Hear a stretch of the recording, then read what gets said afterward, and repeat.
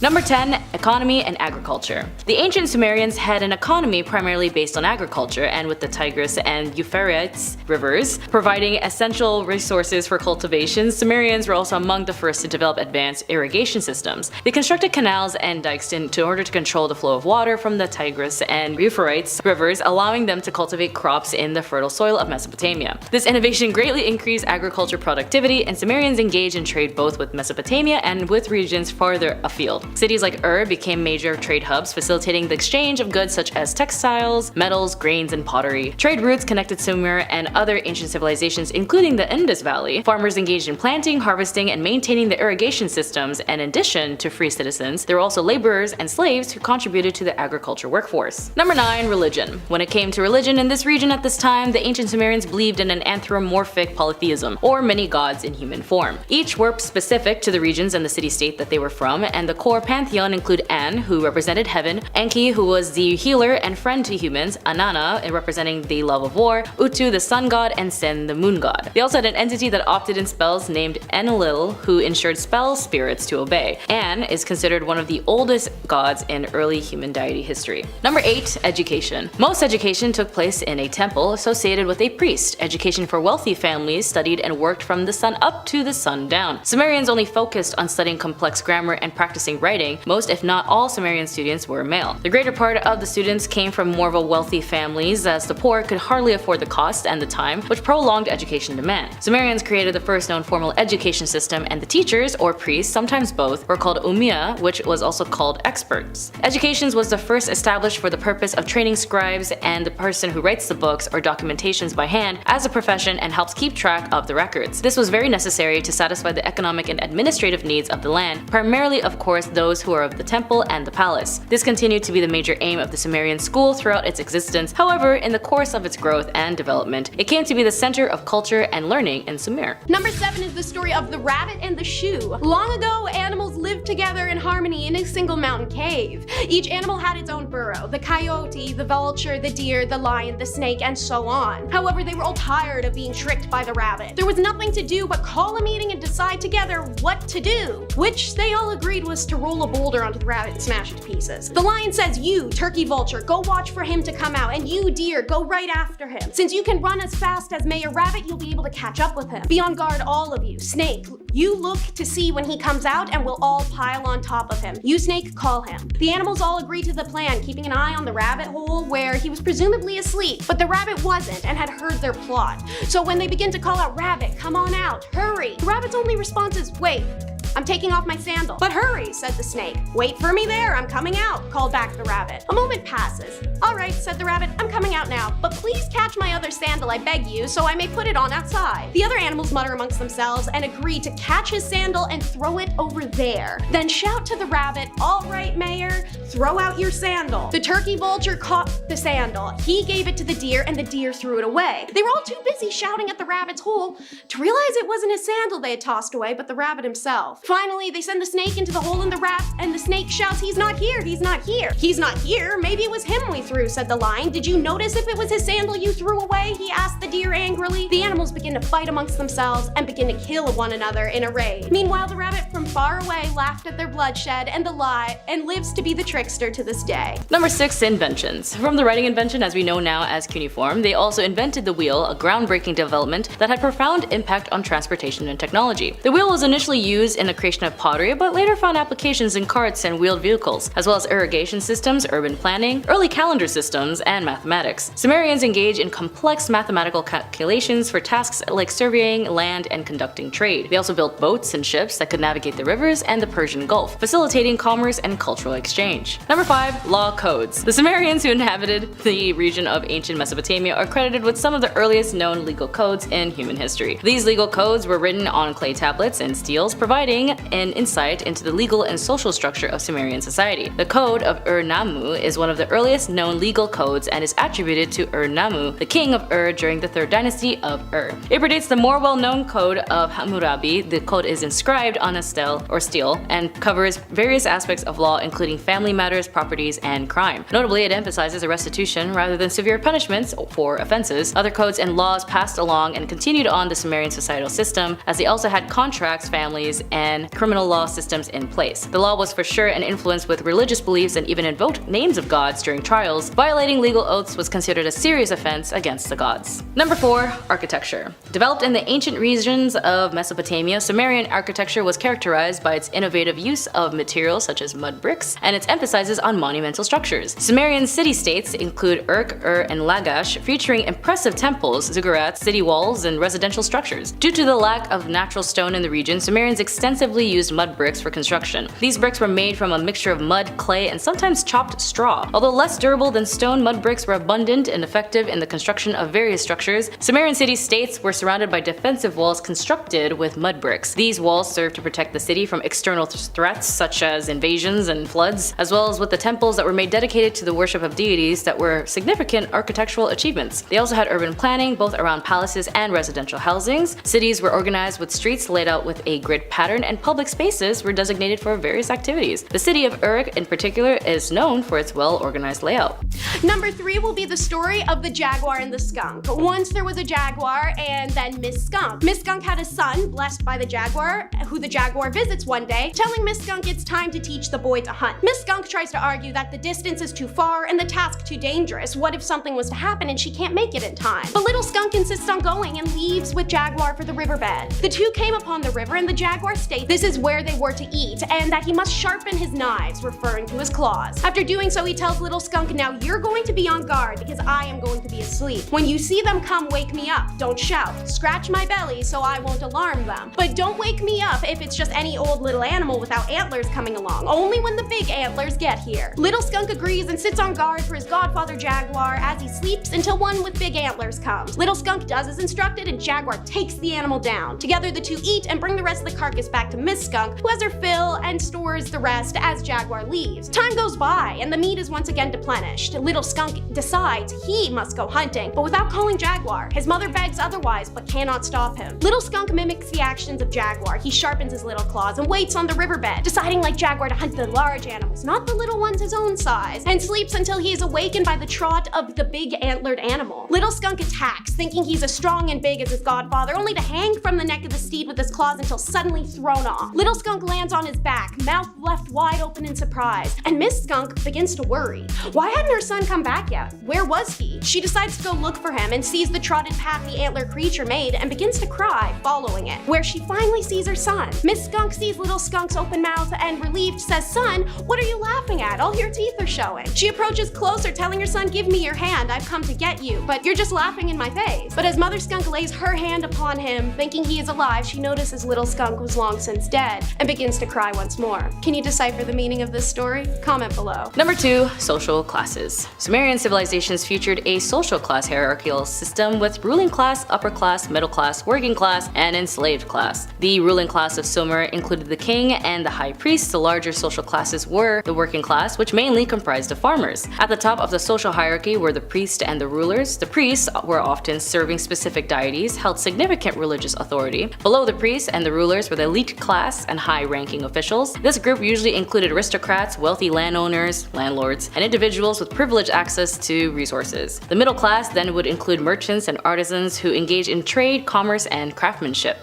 The majority of the population in Sumer, however, belonged to the lower social classes, primarily consisting of farmers and laborers. And at least, at the bottom of the social hierarchy were the slaves. Slavery was a very common institution in Sumer, and slaves were individuals who were often captured in warfare or just born into slavery. And finally, number 1, myths or mythology. In relation to the religion classes and tales told of the gods and goddesses, it includes a lot of storytelling that these myths shaped and influenced the Mesopotamian people. If you've seen the Marvel movie Eternals, they had a South Korean arm wrestler and amazing actor Don Lee play the legendary Gilgamesh. The Epic of Gilgamesh was also best known out of all ancient Mesopotamian heroes. Numerous tales in the Akkadian language have been told about Gilgamesh, and the whole collection had been described as an odyssey of a king who did not want to die. Most scholars agree that the Epic of Gilgamesh exerted substantial influence on the Iliad and the Odyssey, two epic poems written in ancient Greek during the 8th century BC. And we're kicking off the list with the Moai of Easter Island. This mystery gets placed in that same kind of category as the Great Pyramids, where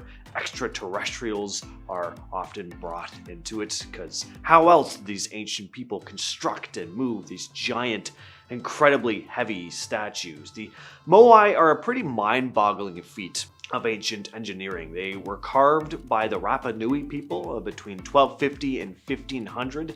They're massive, standing around 13 feet and weighing about 14 tons each. So how the heck did these folks manage to create and move these things? First of all, they carved them out of volcanoes. Then they somehow managed to transport these massive things without any wheels or horses. The main theory, aside from all the alien stuff, is that they laid them flat on a system of sledges made from wood and then used a rocking motion to move them forward. They didn't just plop these statues down wherever they felt like it either. They were strategically placed along ceremonial platforms called ahu, scattered across the island. No one's entirely sure what the significance is of these specific locations. Next up, we have the Nazca Lines. The Nazca Lines are a series of ancient geoglyphs located in the Nazca Desert of southern Peru. They depict various shapes, including animals, plants, and geometric patterns, and the exact purpose and meaning of these etchings, still a mystery. Some theories suggest they might have been used for astronomical or religious purposes, but the strange thing is the scale of the designs means they can really only be appreciated from the air, like looking down. And people weren't really looking down at the Earth 2,000 years ago. So who were these for? Were they used to appease gods? One of the wilder theories is that beings from outer space, again, were involved somehow. There are all kinds of different images depicted here: birds, monkeys, various different plants. But there's also what is often referred to by archaeologists as the astronaut. It looks to be kind of a humanoid figure, but the size of the eyes and the shape of its body resembles maybe some sort of spacesuit or your classic extraterrestrial type being, your standard gray. So pretty interesting stuff. Number 8, the lost colony of Roanoke. In 1587, an attempt was made to establish a colony on Roanoke Island in what is now North Carolina. John White led a group of approximately 115 settlers, which included women and children, to establish this colony. White ended up leaving the island, though, returning to England for more supplies and assistance, leaving these settlers behind. White was unable to return until 3 years later, and this is where the mystery begins. White found the colony completely deserted. There was no sign of settlers. The only clue was the word Croatoan carved into the post and crow on a tree. This is really the only clue we have to go on, and there's speculation that the settlers may have relocated to Croatoan Island, now known as Hatteras Island. There's no definitive answer as to what happened to these people, but there are a couple likely possibilities. One is that the settlers integrated with local Native American tribes on that island, as suggested by the mention of Croatoan. Another theory is that the settlers died from starvation or conflict with said indigenous population. And then there's a third possibility that they were just like, forget this, and opted to sail back to England on some like rickety homemade boats and died at sea. In our number 7 spot today, we have Stonehenge. Perhaps the most famous of all of the monuments on this list, this prehistoric monument is located in England, and it is a set of stones that are oriented towards the sunrise on the summer solstice. This stone monument is thought to have been created somewhere from 3000 to 2000 BC, and it truly is one of the most famous landmarks ever. Stonehenge is thought to have been an ancient burial ground right from early in its creation for somewhere around 500 years. There are many theories surrounding this incredible monument regarding who could have created it, as experts just aren't quite sure. Since this was from a time before we had written records, we may just never know. Maybe this one is just destined to stay a mystery. Next up, we have the case of the Green Children. I absolutely love this story. It is so weird and just very intriguing. In the village of Woolpit in England during the 12th century, two very odd young siblings, a brother and a sister, arrived in town. What made them so strange, you ask? Well, for starters, their skin was green. They also spoke in a tongue that nobody understood and wore these strange clothes that nobody in the village recognized. They would refuse to eat food offered to them initially, but eventually they started to adapt to their new environment. They ended up learning English, and even their skin started taking on a more natural hue. They would go on to explain that they came from a subterranean world where the sun never shined and everyone had green skin. As for how they found themselves in Woolpit, apparently they had been looking after their father's cattle when they heard a loud noise, and then suddenly, bam, they were in the village, as if they'd been transported there in an instant. The brother never made it to adulthood, but his sister ended up going on to lead a pretty normal life for the time. She married a man from the village, started a family. So, what the hell went on here? One explanation is that the youngsters could have had some kind of condition that had turned their skin green. Maybe they'd gotten lost in the woods and got sick and turned kind of greenish too. There's also a theory that maybe they witnessed their family die in like a horrible way, and then made up a wild story about coming from this fantastical place, almost as a way to cope. But that still leaves the clothing and the strange language. One theory is that they could have been migrants who were abandoned by their family, and their language and fashion sense just wasn't known to the people at the time. And then, of course, you got your other fun, much more fantastical theories out there, that perhaps there really was this long-lost civilization that lived underground, or maybe they had crossed over from some alternate dimension. Who knows, right? All we really know is that this is a very strange story from a very long time ago. Next on the list, we have the Voynich manuscript. I also find this one very entertaining. What we have here is this centuries-old book that's basically total nonsense. This book is a complete mystery. Not only does no one know who actually penned it, but nobody even knows what it says. It's written in an unknown language of some kind. It's named after Wilfred Voynich, a rare book dealer who bought it in 1912. The manuscript is full of strange drawings of plants, and many of these plants don't actually exist. Some pages look like herbal manuals, others look like astronomy guides, but the meaning behind a lot of the illustrations is just like, who knows? It's believed to have been written and illustrated around 1420. Over the years, many researchers have analyzed it, and there are a number of interesting ideas as to what it could mean, but no definitive answers. Some think the book is holding some hidden knowledge of some kind, but another interesting theory is that there actually is no meaning to the book. Maybe whoever wrote it was out of their mind completely, or they'd created it as some bizarre art piece, maybe even for a laugh. And if that's the case, then whoever they were truly out of their time, and I tip my hat. Also, maybe this book came from the same place where the Green Children came from.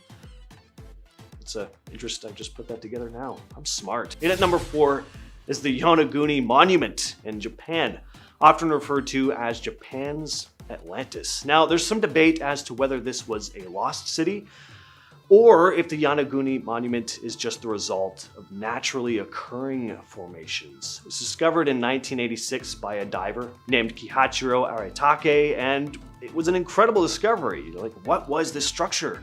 Could it be some sort of ancient temple? Was it only part of something even bigger? Or was it just a natural formation?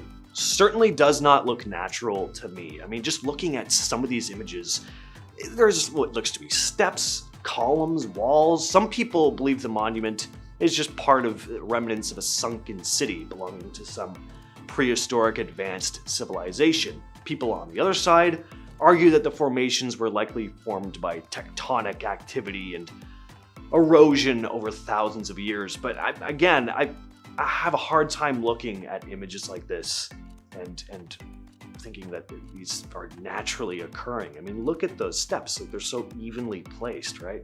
In our number 3 spot today, we have Göbekli Tepe. This is a pre-pottery Neolithic archaeological site that is located in Turkey. This site has been dated back all the way to somewhere from 9,500 to 8,000 BC, making it the world's oldest known megaliths, which is just incredible. The site is comprised of a bunch of large circular structures that are being supported by massive stone pillars, many of which are decorated with abstract anthropomorphic details and things, which has provided rare and valuable insight into the prehistoric religion and the iconography of the times when this was built. One of the most amazing things about this area is that it was first used at the beginning of the Neolithic period, which marks the oldest human settlements anywhere in the world. It has been called the world's first temple, and it was used by groups of nomadic hunter-gatherers from a wide area. Without a doubt, this was one of the best archaeology finds of our modern society, and it gives us just a glimpse into what life was like in prehistoric times. In its second place is the ghost city of Bangkar. Bangkar is a deserted town located in the Alwar district of Rajasthan, India. During the 16th century, it was a thriving town, but for some reason, or reasons that aren't entirely clear, everyone left. There are legends as to what happened here, though. One tale involves a man who fell in love with the princess of Bangkar. He knew he'd never win her heart in the traditional sense, being of a much lower class, so just like anyone would, he resorted to dark magic to cast a spell on her. But the legend goes that the spell backfired on him at the princess's hands, and before his death, he decided to curse the town, predicting its ruin. The population of Bangkar began to decline for a number of factors. Some say the scarcity of water in the region and the lack of economic opportunities caused this mass exodus.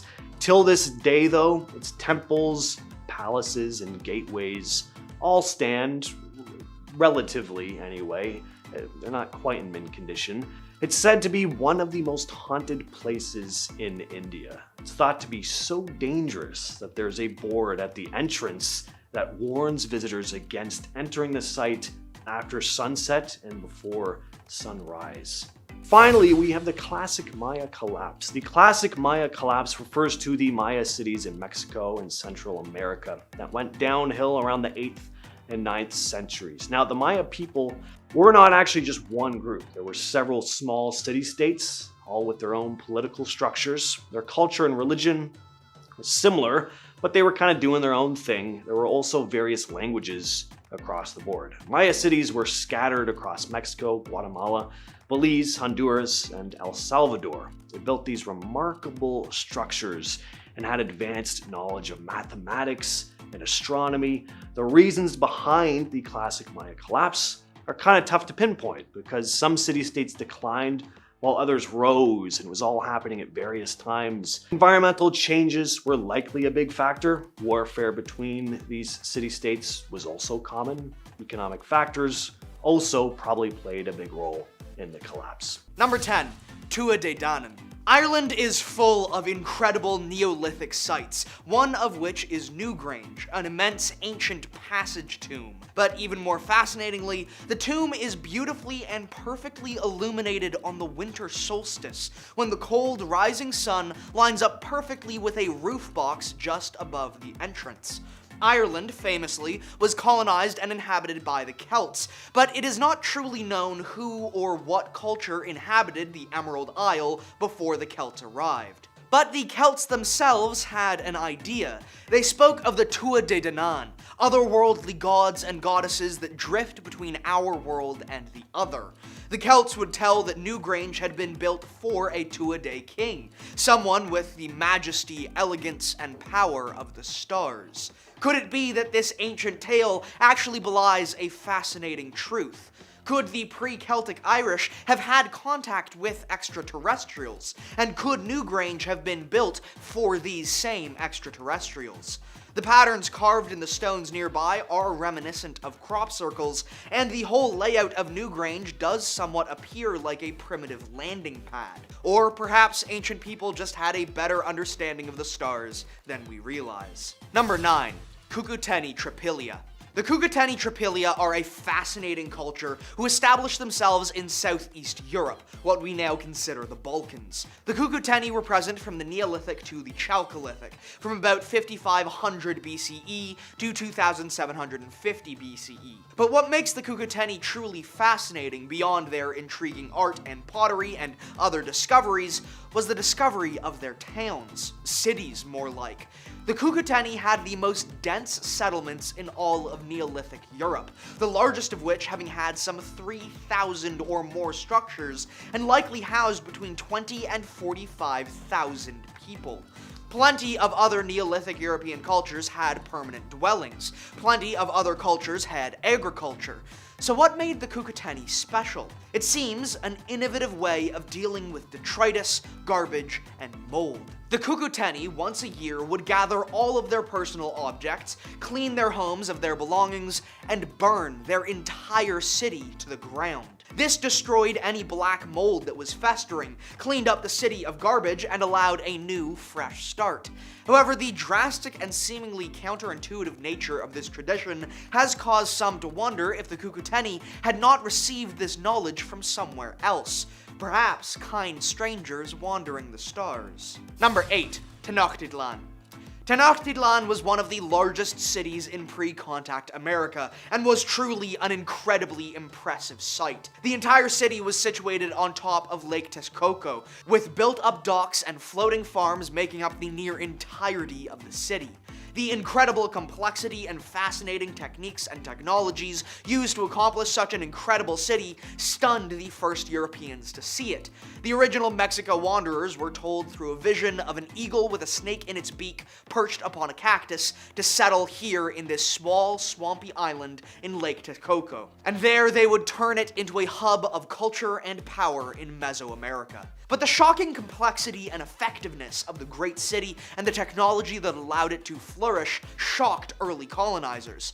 The indigenous people of the Americas had many complex technologies and many large constructions and settlements. However, this confused small-minded 18th century European anthropologists, who began the idea that there must have been some sort of external contact and aid that allowed the Aztecs of the Triple Alliance to build such impressive structures.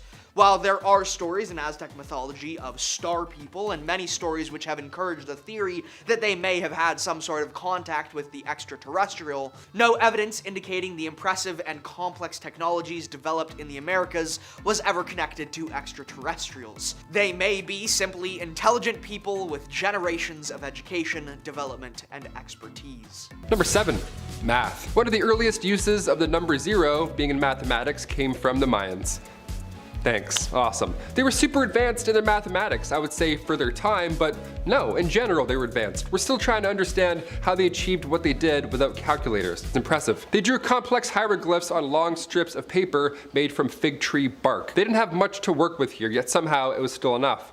The Maya numerical system only had 3 symbols. This was long before Bedmaz was born. They had 0, 1, and 5. That's it. You could literally count on one hand. There's a shell shape, a dab, and a bar. These numbers went from 0 to 19, and then they would count groups of 20. By time 36 BC rolled around, the Maya were introducing the concept of 0 into their numbering system. Thanks guys, I failed math twice because of those zeros. Cheers. Number 6. Seahenge.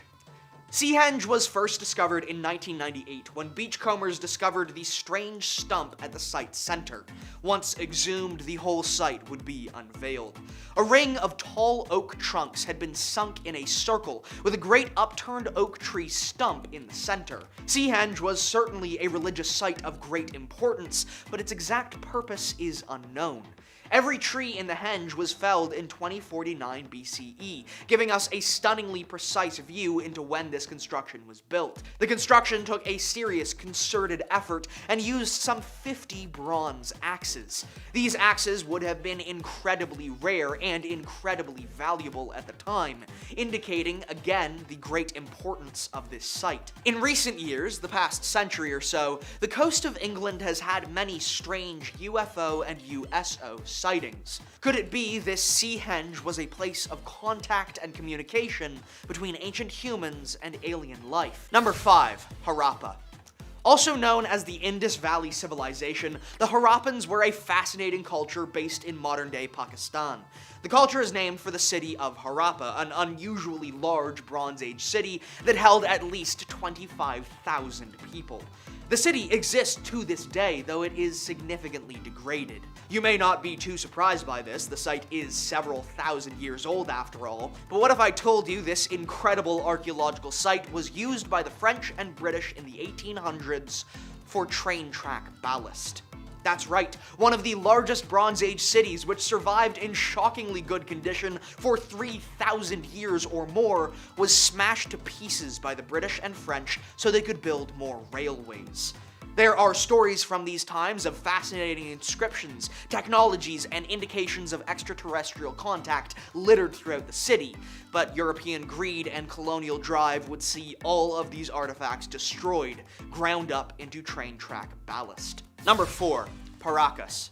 The Paracas culture was an Andean civilization that lived on the coast of Peru.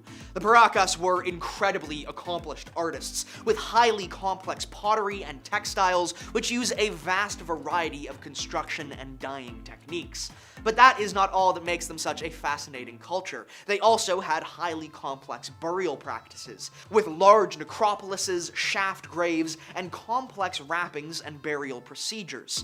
But that's not what suggests alien contact. No, what suggests alien contact are the massive geoglyphs, designs and patterns carved into the very earth itself, which can span kilometers of desert and are only visible in their entirety from an aerial point of view. The Nazca lines are far more famous, but the Paracas glyphs predate them by some 1,000 years. The Paracas also constructed their glyphs in more places than just the flat desert, typically on hillsides. Could these be some sort of communication system with an advanced alien civilization? Or are humans just very creative and bored? This story truly is insane, but to dive into details would make it run long, so we'll stick a pin in that for now and move on to unraveling the Red Queen, which is number 3. Archaeologists claim that only 10% of the ancient Maya city of Palenque has been explored so far. Among the ruins of Temple X111, where in 1994, Mexican archaeologist Arnaldo González Cruz and his team made a legendary discovery, a tomb dating back to 600 or 700 AD. Excavations were being carried out at the temple to discover its construction sequence and the methods used in building it with no prior knowledge of burials there. Then they stumble upon what's starting to seem like a big old tomb, attention focused to cleaning its area, and they discover a small blocked up door on a second level of the temple plaza. When they remove the block, it reveals a long corridor leading to one of the best preserved galleries discovered in Palenque to date. A few meters later, and there she was. The sarcophagus was a massive square of limestone, and inside was the remains of a noblewoman and other objects painted and powdered with red cinnabar, earning her the name the Red Queen. This is the richest known burial for a female Maya leader. She has a headdress of green stone and shell, a collar of shell and bead, a diadem of apple green jade loops, and then there's the funerary mask, with obsidian eyes conveying a striking sense of the presence of a queen. Inside the sarcophagus, archaeologists also discover a seashell with a small limestone figure in it, which is pretty cute. Oh, and then there's also some guy buried in the chamber too, but it's assumed he's a servant sent to the afterlife to serve her.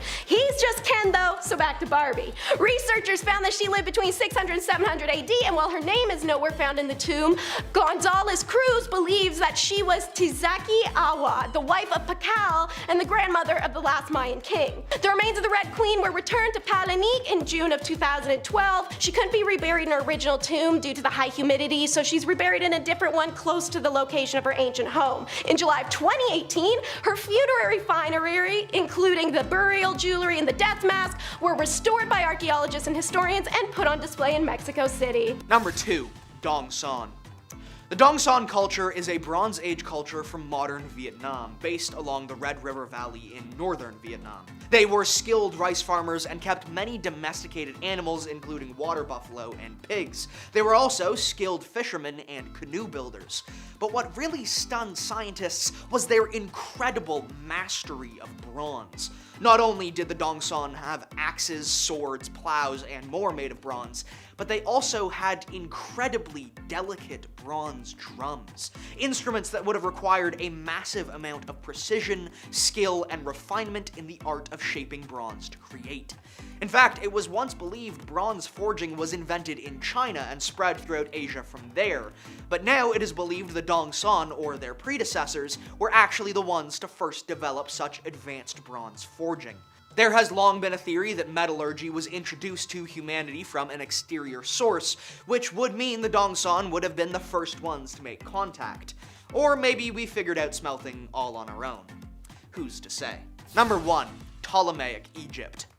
Egypt has long been considered one of the most extraterrestrially influenced cultures in ancient history. Ancient Egypt has a vast timeline spanning from the pre-dynastic period, some 5,500 years ago, to the Roman period, which ended some mere 1400 years ago. The Ptolemaic period was the one immediately before the Roman period, and is special because of a certain monument that was constructed.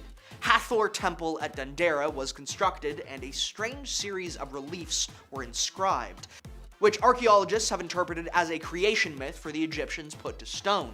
But many in the modern day have seen these reliefs and interpreted something else. These people instead see Horus holding something akin to a light bulb, with a filament, wire, casing, and all necessary components. Experts have said this is a case of rationalizing the past with our own modern biases. UFO enthusiasts believe this is concrete evidence of ancient contact with the Egyptians. Number 10. Shang and Zhou Dynasty. Excavations of Shang Dynasty burial sites have revealed that the presence of human sacrificial victims. In some tombs, pits containing the remains of individuals possibly sacrificed attendants of prisoner of war have been found. In the Book of Rites, a Confucian classic that is part of Chinese canonical texts, include the descriptions of rituals and ceremonies during the Zhou Dynasty. It's mentioned that sacrificial practices involving animals and sometimes humans, as the human sacrifices were seen as a way to communicate with the ancestors and deities. Archaeological excavations of the Zhou Dynasty's sites have uncovered evidence of human sacrifice. Sacrificial pits containing the remains of both animal and humans, possibly captives, or individuals associated with the deceased, have been found in tombs. Number 9. Phoenician civilization. With the notion of the human sacrifice concept among the Phoenicians is intriguing and has been subject of historical inquiry, it remains an era where evidence is not entirely conclusive. Classical authors, including ancient Greek and Roman writers, occasionally mention that the practice of child sacrifice among the Phoenicians was prevalent. The most common cited source is that of the Greek historian Herodotus, who wrote about the sacrifices made during the time of crisis. However, it's crucial to approach these accounts critically, as they're often based on secondhand information and cultural biases. Archaeological excavations have uncovered evidence of child burials in certain Phoenician contexts. Some researchers interpret these findings as possible instance of human sacrifice, while others argue that the alternative explanations could just be a burial custom or natural causes that also should be considered. Number 8. Celtic Druids. As again, there is more concrete evidence with the Celts engaging in animal sacrifices. Archaeological findings such as animal bones in ritualistic contexts suggest that the Celts conducted ceremonies including the sacrifice of animals. However, Julius Caesar, in his writing on the Gaelic Wars, mentioned that the Druids were the religious elite among the Celts and that they had a great influence in matters of both religion and governance. He suggested that the Druids performed human sacrifices, particularly around this time of crisis, inside large wicker effigies or cages. Other classical writers such as the Greek historian Strabo and the Roman poet Lucian also made references of Druidic practices, including the suggestion of human sacrifices. But again, however, with these accounts are often secondhand and influenced by the biases of the time. Especially when it came to interest in occupying more land, nations would do anything to justify their wars to steal land from the indigenous people. At number 7, Gospel of Judas. Guys, we might have quite the plot twist on our hands, and it's all thanks to this mysterious ancient text. Researchers found a 3rd century text that they called the Gospel of Judas, and after being translated might have revealed an alternate version of an event from the Bible. Originally written in Coptic, the Gospel of Judas seems to be a depiction of Judas Iscariot, the man who betrayed Jesus in the New Testament, in a positive light. In the New Testament, Judas was said to have betrayed Jesus by revealing his identity to those who had come to arrest him in exchange for 30 pieces of silver, but in the Gospel of Judas, it describes Jesus as asking Judas to betray him in order for him to be crucified so that he could ascend to heaven. This plot twist is debated among some people though, as other researchers have said that the text actually declares Judas as a demon. Either way, it's a new spin on the story that we didn't have before, and I'd say that's pretty darn mysterious. Number 6. Inca Empire. Yes, the Inca Empire is one of on the list when it comes to unspeakable acts in ancient civilizations, specifically, as you might guess, human sacrifices.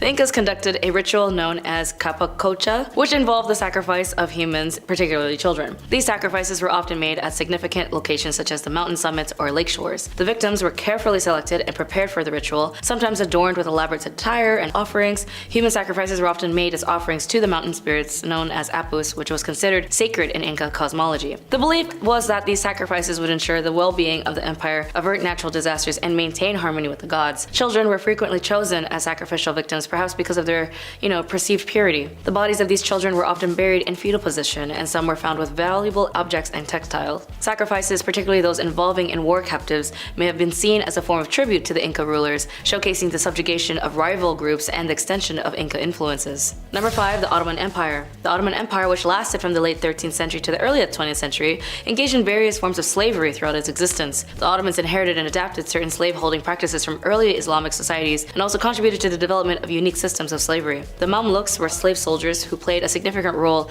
in various Islamic empires, including the Ottoman Empire. Mamluks were typically young boys, often from non-Muslim territories, where they were enslaved, converted to Islam, and trained for military services. The Ottomans employed eunuchs, particularly white eunuchs, who were usually from European descent, in the imperial harem and administrative roles, as black eunuchs, often of African origins, were also significant presence in the Ottoman Empire, particularly as well in the harem. The Ottomans engaged in the trans-Saharan and trans-Indian Ocean slave trades, acquiring slaves from various regions including East Africa. The Ottoman Empire began to take steps forward towards the abolition of slavery in the 19th century, influenced by the internal reform movements and external pressures. Various edicts and legal reforms were enacted to limit and eventually end slavery. Number 4. The Byzantine Empire. For the Byzantine Empire, they too also engaged in the trade of slavery. However, they had slaves for different industries, from domestic, industrial, military, agriculture, and so on. Similar to the other historical empires, the Byzantine Empire employed eunuchs in various capacities. Eunuchs were often castrated and served as guards, administrators, and court officials. Their lack of family ties was also seen as an assurance of loyalty as well, and the Byzantine Empire also engaged in the slave trade, acquiring slaves from various means including war, piracy, and commerce. Slaves were obtained from regions around the Mediterranean and beyond. The Byzantine legal system had specific laws regulating slavery. These laws determined the rights of slave owners and the legal status of slaves and the penalties for mistreatments. The spread of Christianity in the Byzantine Empire had a nuanced impact on the institution of slavery.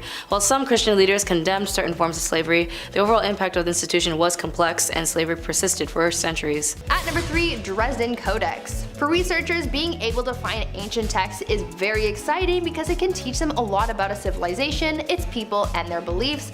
However, they're often pretty hard to come by due to a number of reasons like poor preservation, warfare, looting, and more. In the case of the Mayans, many of their artifacts and written documents were believed to have been destroyed by Christian missionaries trying to wipe out any non-Christian beliefs, so when one of their ancient texts is found, it's a pretty big deal. When the Dresden Codex was found, it was a huge accomplishment for researchers. The Dresden Codex is an ancient Mayan document that dates back 800 years and contains 39 sheets of text with beautifully drawn images and text on both sides. Researchers done on this codex indicate that it is a record of the phases of the planet Venus, so that the Maya, quote, would be certain that their ceremonial events were being held on the correct day. End quote. The codex first appeared in Germany in 1730, but no one really knows how it got there. Number 2. The Maya civilization. Human sacrifices was indeed part of the religious practices of the ancient Mayan civilization, which thrived around in Mesoamerica from around 2000 BCE to 1500 CE. Human sacrifices in Maya culture was linked to religious rituals and beliefs, and it played a significant role in their worldview. Human sacrifices was considered a religious ritual with deep spiritual significance. The Mayans believed in a complex pantheon of deities and offerings, including blood offerings, through sacrifices, as they were seen as a way to communicate with these gods, maintaining cosmic balances, and ensure the well-being of their communities. The Maya engage in elaborate bloodletting rituals where the individuals, often rulers or high-ranking individuals, would pierce their own bodies to extract blood. This blood was then also offered to the gods. The act of bloodletting was a form of personal sacrifice and dedicating to the divine. In addition to self-sacrifice, captives from warfare or other sources were sometimes also used as sacrificial victims. These victims were often subjugated to ritual combat or other forms of ceremony before being sacrificed. The acts of sacrificing captives may have been associated with warfare,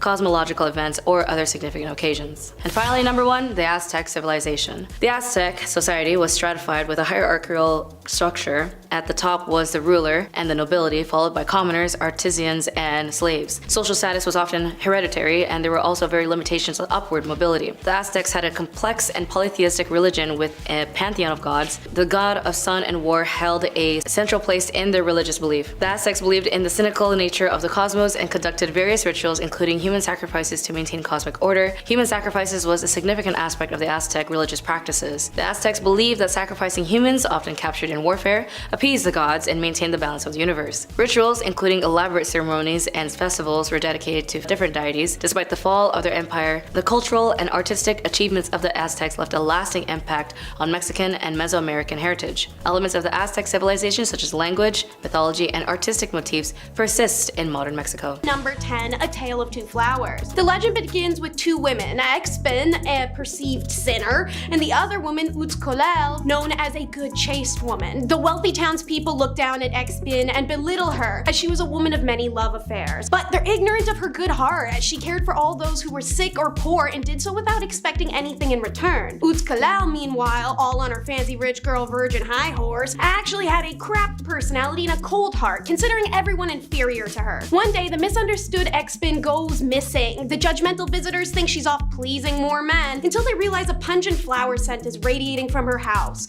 Nosy, they go check what the perfume is and find Expin dead. Flowers had fought their way through the floorboards to grow around her. The villagers are aghast, but Utzcolel insists it's a demon's trick, and assures them when she herself dies, it'll smell even sweeter. Psych. When Utzcolel dropped dead not long after, the villagers knew almost immediately because the stench radiating from her home was unbearable. Even flowers placed at her grave wilted and died the next day. As legend goes, Expin was reincarnated into the beautiful, sweet-smelling hedge flower. Utzcolel, however, that uppity B-word, got turned into a cactus flower that smelled like straight butt. Enraged that she was not as divine as she insisted she had been in life, Utzcolel called upon the spirits to make her a woman again, wanting to find love affairs as Expin had, assuming her power came from them. But Utzcolel's heart could only be evil, and therefore the spirits could only turn her into a half-woman, half-demonic spirit whose name I won't say. Now she wanders, wearing a white dress with large black eyes, and lurks near trees and hedges at night seeking out men. She'll have intercourse with them before taking the form of a poisonous snake and devouring them, or ripping their hearts from their chests before throwing them from cliffs. Pretty hardcore stuff, right? Well, get ready for number 9 then, the story of the man-goat.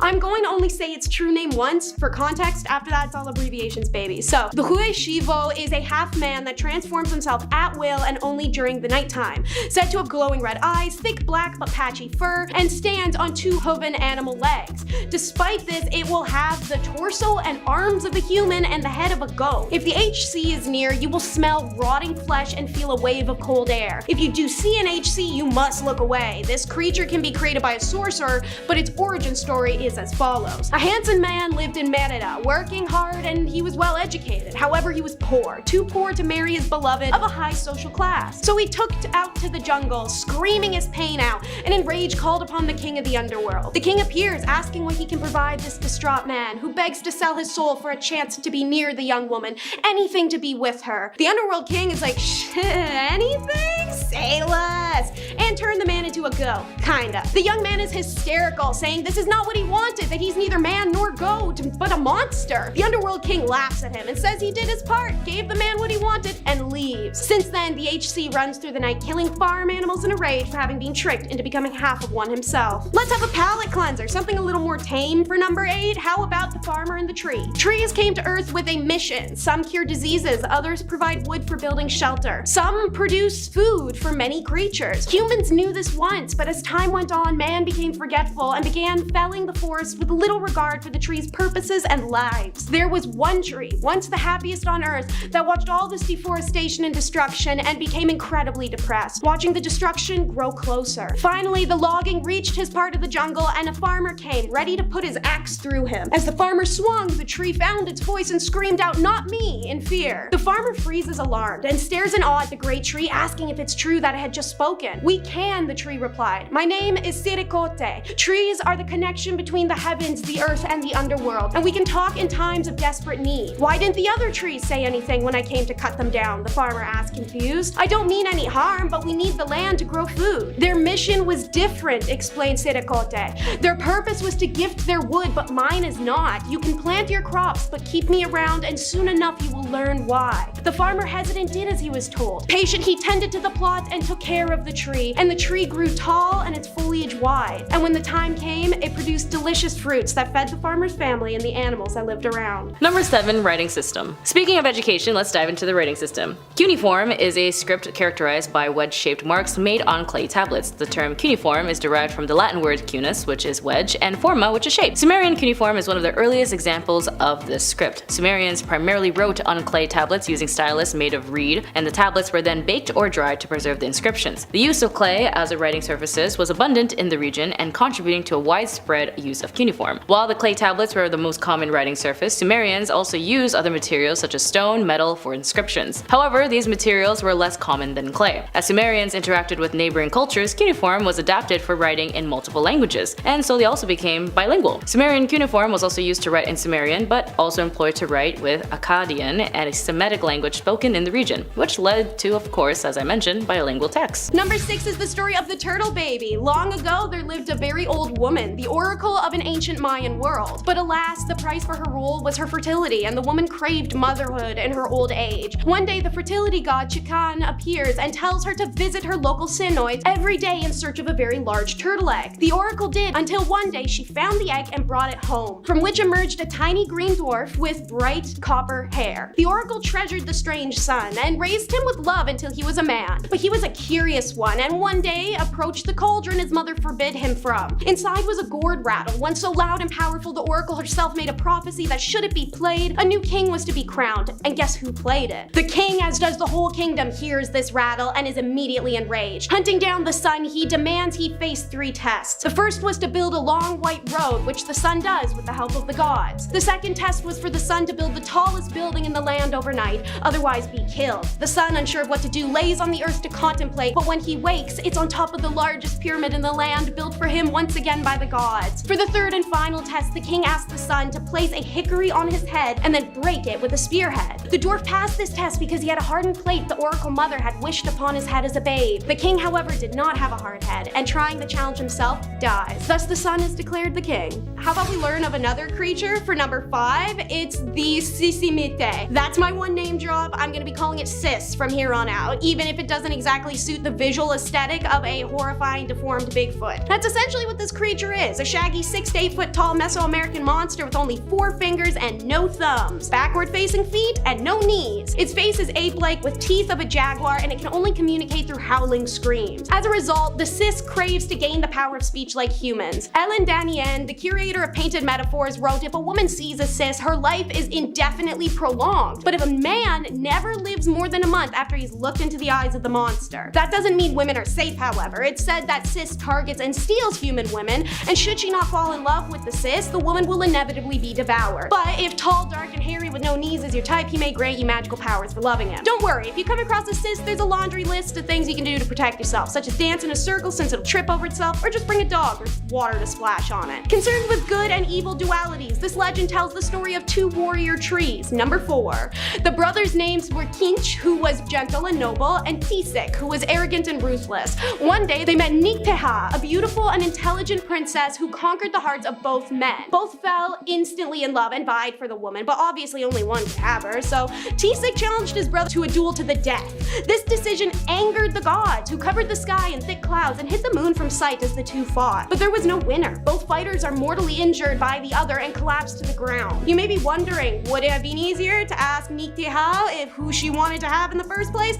Probably, but she may have not wanted either for all they know, as neither had ever asked, and now they're dead. Desperate to see her again, and full of regret for the death of each other, the 2 brothers asked the gods to return to Earth once more. The gods accepted, but warned the brothers could only come back as trees. Now you can see the warrior siblings in the jungle in the form of the Chechen and Chaka trees. The first, evil still in an arboreal reincarnation, oozes a highly irritating toxin. Meanwhile, the Chaka, the good guy, produces a soothing sage that acts as an antidote. These 2 trees only ever grow next to one another. Number 3. War. Sumerian city-states, each with its own ruler and patron deity, engaged in territorial disputes, struggles for dominance, and conflicts with external powers. One of the earliest records conflicts in Sumerian history is the conflict between the city-states of Lagash and Umma. The Still of the Vultures, a carved stone monument, depicts scenes of the war. The conflict involved disputes over territory and water rights. The ruler of Lagash, Inatum, is credited with victory, and the stele commemorates his achievements. Soldiers in the ancient Mesopotamia militaries are well trained and well equipped. England. Archaeological studies show that Sumerians used war carts and iron or bronze weapons, as most soldiers use axes, daggers, and spears. Units with spears would be organized into close order formations. Number 2 is literally the stuff of my nightmares. It's the LP. They are what I am, a person, but smaller. That's the only way I can say it without saying it, but it's super easy to devise. These creatures live in the Yucatan Peninsula, but in many other indigenous lands, such as right here in North America, which is why I'm not taking any risks. Typically invisible to humans, they were capable of becoming visible when they want, but are typically found in natural areas, including jungles, forests, fields, and caves. When visible, the LPs are only knee-high and have wide, owl-like reddish eyes. They're also quick in their movements, destroying their surroundings. If someone was having a string of significant bad luck, it is believed that they must have done something to displease or become cursed with one of these LPs. You can rid of them by calling on ancestral protection or even providing offerings like shelter, food, or tobacco. But LPs aren't only known for their chaos. If handled in approaches correctly, they can be good luck for farmlands. Many farmers have proudly turned to the LPs for decades and helped keeping their farms safe.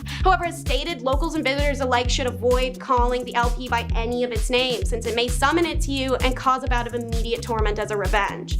Alrighty, last on the list, number 1 is how the Bird King was chosen. Maya land was looked upon by Halak-Unik, the Great Spirit. His will was law, and after growing tired of the constant fights amongst the birds, he gathered them at the center of the jungle and announced a king must be chosen. Of course, every bird felt it possessed the best qualifications. Kolpolche, the cardinal, says no one else is as bright red and so beautiful as he struts. Hekolkolchek, the mockingbird, trills that they are the only bird with such a lovely voice and that everyone should listen to them.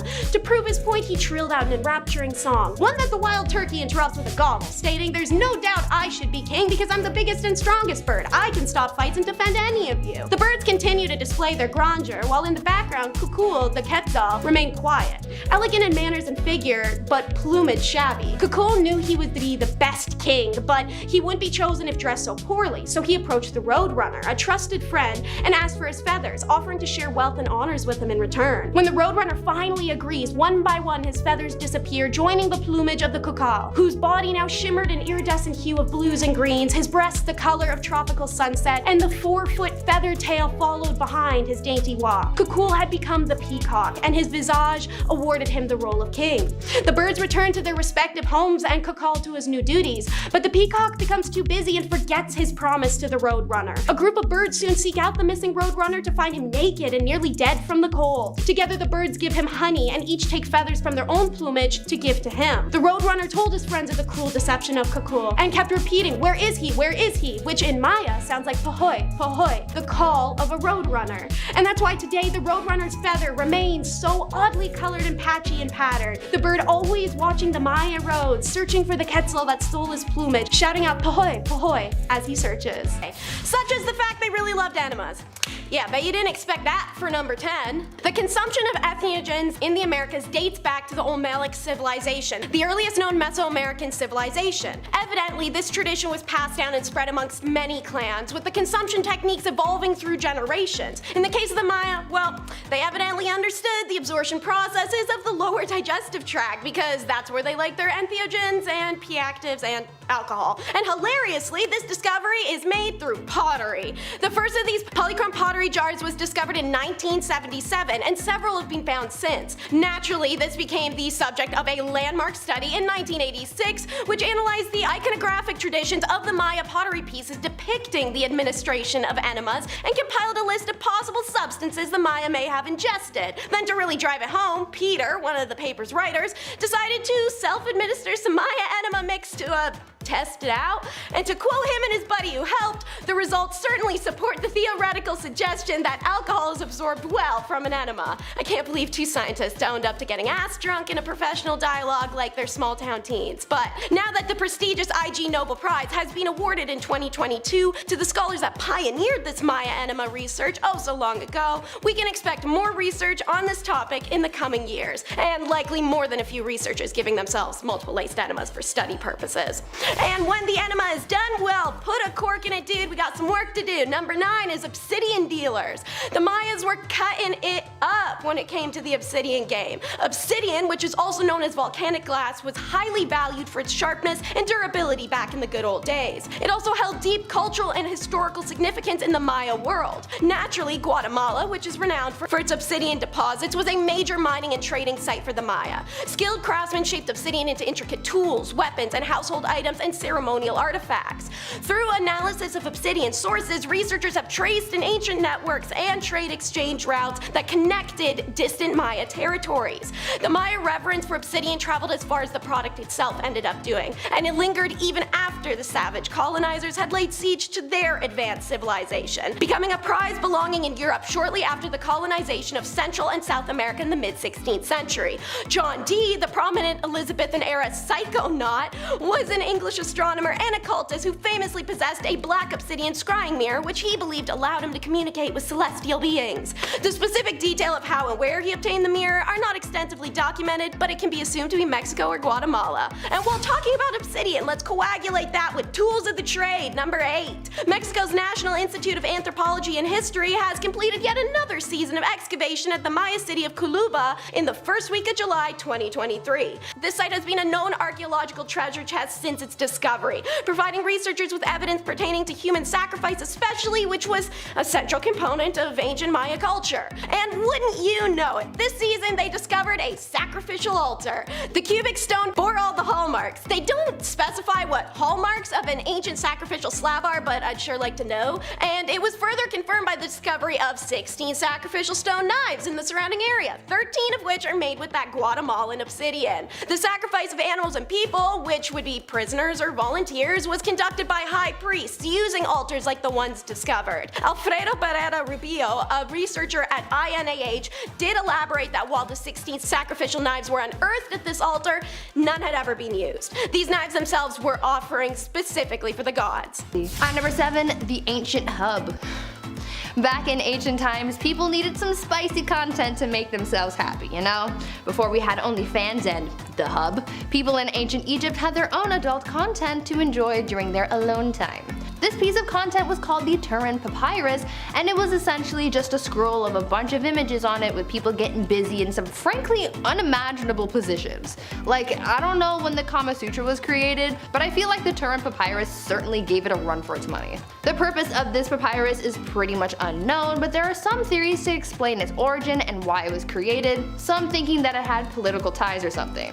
Either way, historians use this document to further understand times in ancient Egypt. On to, you guessed it, more rocks. My favorite in the countdown by a landslide of precious stones, number 6, blood jade and dance. Dance is more than an action, motion, and a means by which to pass the time. It is connection with our ancestors, with the light and the dark and the being around us. The Maya, like indigenous colonies spread around the world, felt the beat of the earth's heart under their souls and used them to pound into the ground in response. By leaping and moving, they could bring themselves into a trance-like state that they would ascend into Wayabis, aka spirit companions. The Maya would often cut themselves with sharp spines, bones, and blades to release their blood before dancing, helping bring on those transcendental experiences through sheer exhaustion. And when making a divine connection, would you not be dressed to the nines? I'm talking masks, paint, feathers, wheat, all entangled and weaved into elaborate colors and patterns. And stone. Heavy, heavy, heavy stone. Such as a 5-pound jade head pendant that had been found at Unikal, which would have once hung off the belt of a Mayan elite as he danced. And this Maya elite, like many others, would dance with an average of 25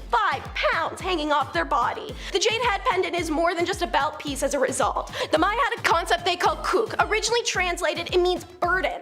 A kuk could be guilt, a physical weight, or in the case of these elites, responsibility, like the responsibility of public office. It was a way to remind him that he was not in his position as a freedom or as a luxury. Instead, he was there to serve his fellow Maya and carry the weight of their community. With every movement he made, he would have had a hard reminder that this was not just fun and games, and with every step of his foot, he would have felt the weight of that duty dragging him back down to the earth. Alright, now on to number 5, which will be the new ancient city. We have not had a break from rocks since our first point, but guess what this city's name is? Utucumne. What's that mean in Mayan? Stone column. Don't think you escaped from the rocks. And speaking of escaping, that's exactly what this city did for a very long time. It went completely unnoticed until, thanks to the recent approval of airborne laser scanners, scanning on the central Mayan lowlands. After receiving LiDAR images showing man-made changes to the landscape, Ivan Sprach and his team thrashed their way through 60 kilometers of vegetation to reach this site. On the elevated terrain, they found several large buildings, including a number of pyramid-shaped ones measuring more than 15 meters. The cylindrical stone columns, which prompted the researchers to name the site Ulukumna, were probably entrances to rooms in the upper parts of the buildings. The team has also found altars, 3 plazas, and a ball court. Pottery unearthed at the site appears to indicate it was inhabited between 600 and 800 AD, a period known as Late Classic. But Sprach said the site probably underwent considerable changes between 800 and 1000 AD before falling victim to the collapse of the lowland Maya civilization in the 10th century. A mystery they're still hoping that the rediscovery of this lost Maya city can help unwind. Was it environmental degradation, political unrest, warfare, or the decline of trade networks? Number 4 is coming, and he's a terror. The plight of gods, the destroyer of man. He is Smoking Frog, the conqueror. It really is an unenviable job to be the decipherer of Mayan script, which utilized logograms, symbols, and glyphs that were near impossible to comprehend. And hallelujah, someone recently figured out that the little pictures were in fact words. So, the secrets of numerous surviving stelae and inscriptions from the many Maya ruins are finally coming into light, such as the events from the 14th of January 378 AD. That was the day when a foreign warlord, Siya Kaka, conquered Tikal in the most powerful of all Mayan cities. He had been dubbed Smoking Frog because his glyph looked like a smoking frog. Siya's name actually means fire is born, and he was an exceptionally powerful man who hailed from Teotihuacana. Oh, you know, just the most advanced Mesoamerican civilization that we know nothing about to this day, like their ethnicity, appearance, economics, or culture. Just poof, nothing in history. We do know it was a super city, however, which of course placed it in direct conflict with the equally powerful Maya civilization. So, from what historians can gather, the king of Teo set Fire is Born, who was either his brother or his right-hand man, off to go F up the Maya Empire. Several recently discovered stelae help scholars piece together the puzzle of Siya and the movements towards Tikal, mapping his path. Word must have traveled to Tikal of the invasion, and the forces met for a battle 16 miles from the city. This meant that an entirely new era was beginning in the metropolis, as all subsequently erected stelae would tell of Siya and his successors. Number 3, the Roman Empire. Slavery was integral to the Roman economy and society. Romans enslaved people through conquest, capturing prisoners of war, and through birth and enslaved parents. Slaves performed various roles from manual labor to serving to household staff. Human sacrifices, although it wasn't formal like the Mayan or the Aztec, but if you think about human sacrifices as a form of pitting humans against one another in bloody gladiator fights, it sort of counts as one, especially for their entertainment. See, Caligula was one of the Romans' most notorious and vicious tyrannical leaders, set off the tournaments and games as part of his yearly celebrations for his accession. For those who were gladiators were taught to how to kill and die stoically. Defeated who failed to obtain the so-called the mises or graces could choose a way of death. Slaves were considered legal property or res in Roman law and had no personal rights. They could be bought, sold, and inherited just like any other property. Some slaves were granted their freedom through the process called manumission, and this could be achieved only through the will of the deceased master purchased by the slave or the decision of the owner. Speaking of the dead, number 2, the entrance to hell. When the meteor that destroyed the dinosaurs landed, it landed and hit the water near Hucanta. Sands there became porous, turning most of it into thick rock, but also giving it the ability to waste away with time and form sinkholes, aka cenoids, which people like to swim in on vacation, and Mayas believed were literal access to hell. So, Gilmore de Anda's team spent 5 years looking at 450-year-old historical records from the Spanish Inquisition to locate a series of sacred caves believed to be the hell passageway. The Spanish had been outraged that the Mayas continued practicing their old religion even after the persecution, so they used court trials to make them reveal the locations of the places where they performed ceremonies. That testimony leads de Anda to X on the map. Among de Anda's discoveries are broad, perfectly paved underground roads stretching 100 meters, a submerged temple, walled-off stone rooms, and the confusing crossroads of legends. In one chamber, it's impossible to move without slashing your skin, which is a representation of the Room of Knives. While de Anda has not yet encountered a specific jaguar chamber, jaguar bones have been found in at least one cave. Subterranean roads interrupted by deep pools of water may signify the rivers of blood and pus. Why go into the trouble of reproducing a hell? Perhaps it was a way to demonstrate power, de Anda said, or to give an idea of the terrors that they would meet en route to paradise. For now, de Anda's team is connecting tunnels and caves looking to uncover more. The most emotional for last, number 1, will be They Burned Books, aka the July 12, 1562 tragedy at Mani, what can only be called a literal villain into history is a monstrous man named Friar Diego de Landa, whose act of faith at the city of Mani, Yucatan is the most significant example of historic destruction or burning of the Maya books. Something he documented with excitement and pride in 1566 as he had removed the demons from indigenous hearts. Diego de Landa was among the first Franciscans to arrive in Yucatan. He took the time to learn the language and mirrored cultural behaviors to start earning the trust of the 19 independent chiefdoms. This is the first time he sees Maya texts, which he interprets as idolatry and messages from the devil. In fact, they're written records of the indigenous communities, histories, crops, laws, land, and legends. It was around this time he decided to use physicality to force conversion. He persisted in eradicating traditional indigenous beliefs through extreme violence and torment, and encouraged the other friars and lay people to do so as well. Indigenous Mayans began to take their own lives in response. Then comes the day. It's July 1562, and two boys exploring find a hidden cave in Mani where a shrine and altar had been set up. They snitch to the friar, who assembles a mob. People were burned in their thatched house, some flogged, many ran to take their own lives, and others were just killed. Then came the burning. The friars, under Diego's demands, raid the homes that still stand. Their written records are stolen, as are their clay idols that hold the ashes of their ancestors. And in a bonfire facing the monastery, all were burned. Everything. These wooden clay representations of their ancestors filled with ash, their family documents and history, all integral to the descendants' inheritance. The foreign priests understood the significance of what they called superstition and idolatry when they burned these idols. By destroying these articles, they literally ripped people's identities away from them, their standing in the community, and their title to their land and property. The ancestral traditions lost lie at the roots of this tragedy, as does the history we will never regain. Despite an estimated 90% of Mayas dying from disease, war, and forced labor during the 16th century Spanish conquest, I want to make it clear, Maya people and culture has never disappeared. An estimated 6 million Maya people still live in Guatemala, Belize, the West Honduras, Salvador, and southern Mexico alone. Starting off this list in our number 10 spot, we have the Olmec colossal heads. The Olmec civilization has often been referred to as the mother culture of Mesoamerica, and from somewhere between 1400 to 400 BC, the civilization rose in the Mexican Gulf Coast. Now, over 2 millennia later, in 1862, a farmer was digging that very same land that they once lived on, and he came across an extremely large stone head. From here, research continued, and this turned out to be one of 17 stone heads that are thought to have been portraits of the rulers at the time. The statues are all somewhere from 5 to 10 feet tall, and they are extremely heavy. Like heavier than a full-grown elephant. I guess that's how we're measuring weight now. Some use imperial, some use metric. I use elephants. The reason it is believed that these stone heads were made to model rulers of the time is because they all share similar features, but they are each made with different expressions, slightly different facial features, and different headdresses. While the first discovery of the stone head was close to the source of the basalt stone that was used to make them, most of the heads are like 60 miles away from there. So we have absolutely no idea how these ancient people were able to make these stones. We just know it wasn't an easy task by any means. In our number 9 spot today, we have the works of old men. The works of old men are structures that were first observed from the air by a British pilot in 1927, and they are located near the Azraq Oasis in Jordan. There are hundreds of these wheel-like structures that are each over 80 feet wide, some even as large as 200 feet. These huge structures have been dated back so far that they might just be the oldest man-made creations that we have ever found. While this is all amazing, we have absolutely no idea what they are or why they were created.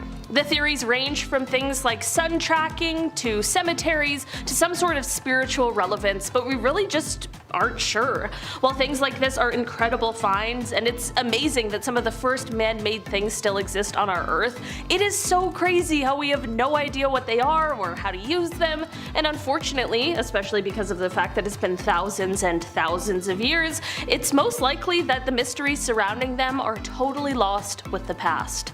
In our number 8 spot today, we have the Siege of Masada. The Siege of Masada took place in 73 AD after the fall of Jerusalem, and it was one of the the final events of the First Jewish-Roman War. The event took place on and around a large hilltop in what is now current-day Israel, but here's where this ancient mega project comes in. The Romans began to build a massive earth ramp on the western side of the fortress of Masada.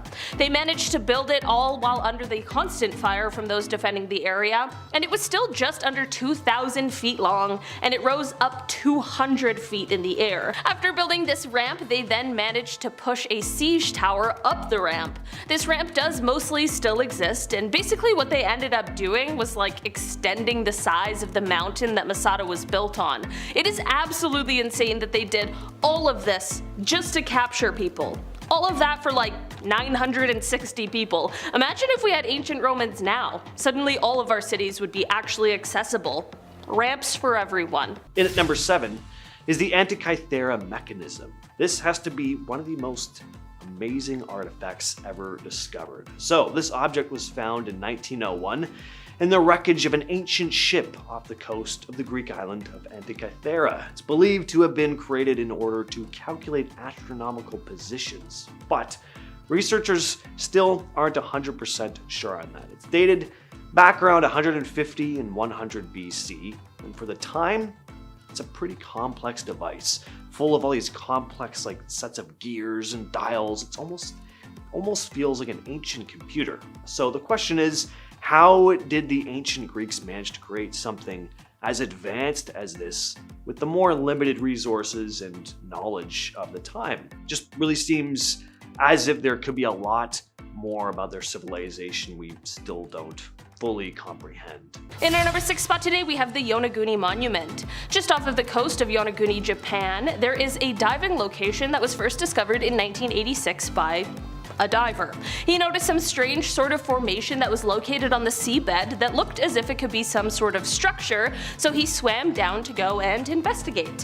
When he went down and didn't find any more answers to his questions, he of course had to spill the tea on what he had stumbled upon. When researchers heard about this, they ended up diving down to check out what this formation could be, and thus the Yonaguni Monument was officially considered discovered. This monument, which kind of resembles stairs made for giants, is made of sandstone and limestone, but there's one super mysterious thing about it. Experts cannot agree on the origins of this thing. Some people believe it was a naturally occurring formation, while others swear that it was man-made. The Yonaguni Monument is at least 10,000 years old, so at the end of the day, anyone's guess is as good as mine. In our number 5 spot today, we have Sacsayhuaman. This site is located in Cuzco, Peru, and it is another fascinating and seemingly impossible stone structure that was built by the Incas. This structure was once believed to have been a fortress, but now it is believed that it may have actually been used for things like ceremonies. Why this is another incredible creation is because of the fact that we can't quite figure out how it could have been built. The stones in the structure fit together so perfectly that they are able to stay together without anything holding them in place, and they've done so for years. This, coupled with how large some of the stones were, is enough to completely stump experts. Despite how well the stones all fit together, apparently they all have different shapes, which has led researchers to believe that the building design was kind of made up as the structure was being built. Imagine that, just improvising building a structure and it lasts for hundreds of years and goes on to stump humanity for a while. I'm just saying, that's pretty cool. It becomes more and more apparent how talented and brilliant the Incas really were. In our number 4 spot today, we have the Nazca Lines. If you were to head to the Nazca Desert just about 200 miles southeast of Lima in southern Peru, you'd find the most famous geoglyphs in the world, the Nazca Lines. Researchers believe that these lines might be something like 2 millennia old, and other than how they are incredible works of art, they are also completely baffling. The geoglyphs are more than 800 long white lines etched into the desert, as well as 300 geometric shapes and 70 different animal figures. The biggest shape stretches about 1,200 feet across, which leads to my point about why these lines are so incredibly fascinating. These images can only be fully seen from high above in the air, so thinking back 2,000 years ago, how did humans make these without the vantage points we have now? I'm not exactly sure, but it definitely is nothing shy of amazing. Number 3, the Baghdad Battery. The Baghdad Battery is an archaeological find that dates back to between 250 BCE and 224 CE. was discovered in a small village near Baghdad, Iraq in 1936. It consists of a terracotta pot, then you got this copper cylinder and an iron rod. The pot is about 5 inches in height and houses the copper cylinder that surrounds the iron rod. The top of the copper cylinder is capped with an asphalt plug. So, some think it might have been an ancient kind of battery of some sort. As for the use of this battery, one theory is that it was used for putting a thin layer of metal on stuff, like gold or silver coat. Others think it may not have been a battery at all, that it could have been used for just like holding important scrolls or medicine. The problem is, there aren't any records or writings from back then to tell us for sure what this thing was. So, still don't know. In our number 2 spot today, we have the Lothagam North Pillar Site. One of the most incredible archaeological finds in Kenya led to well, it wasn't exactly a horrifying discovery, but it certainly was very unexpected. Around 5,000 years ago, a tribe of herders paused by a lake in what is now Kenya in order to bury their dead. This ended up turning into one of the most massive and monumental construction projects Africa had ever seen, which is no easy feat. For 450 years, they dug into the bedrock, piled up slabs of sandstone, and buried their dead for generations with ritual ceremonies, and this led to what researchers now consider the earliest and largest monumental cemetery in Eastern Africa. Here's the one kind of unexpected thing that they found here at this site though. Along with the bodies of those who had passed, researchers also found 405 gerbil teeth at this site. As it turns out, there's a perfectly reasonable explanation for this, and it's because they were used to make a headpiece for just one of those who had passed away. This site might not be as large and tall as some of the other monuments like the pyramids in Giza, but what makes them the most remarkable is that this site was made by the people, for the people. Not for emperors or kings and queens, it was for tribe members of every age and gender buried alongside each other. In our number 1 spot today, we have Skara Brae. This is an area that is located in Scotland, and it was found in an exceptionally surprising way. In 1850, there was a huge storm that hit Scotland, and it was so bad that around 200 people passed away from it.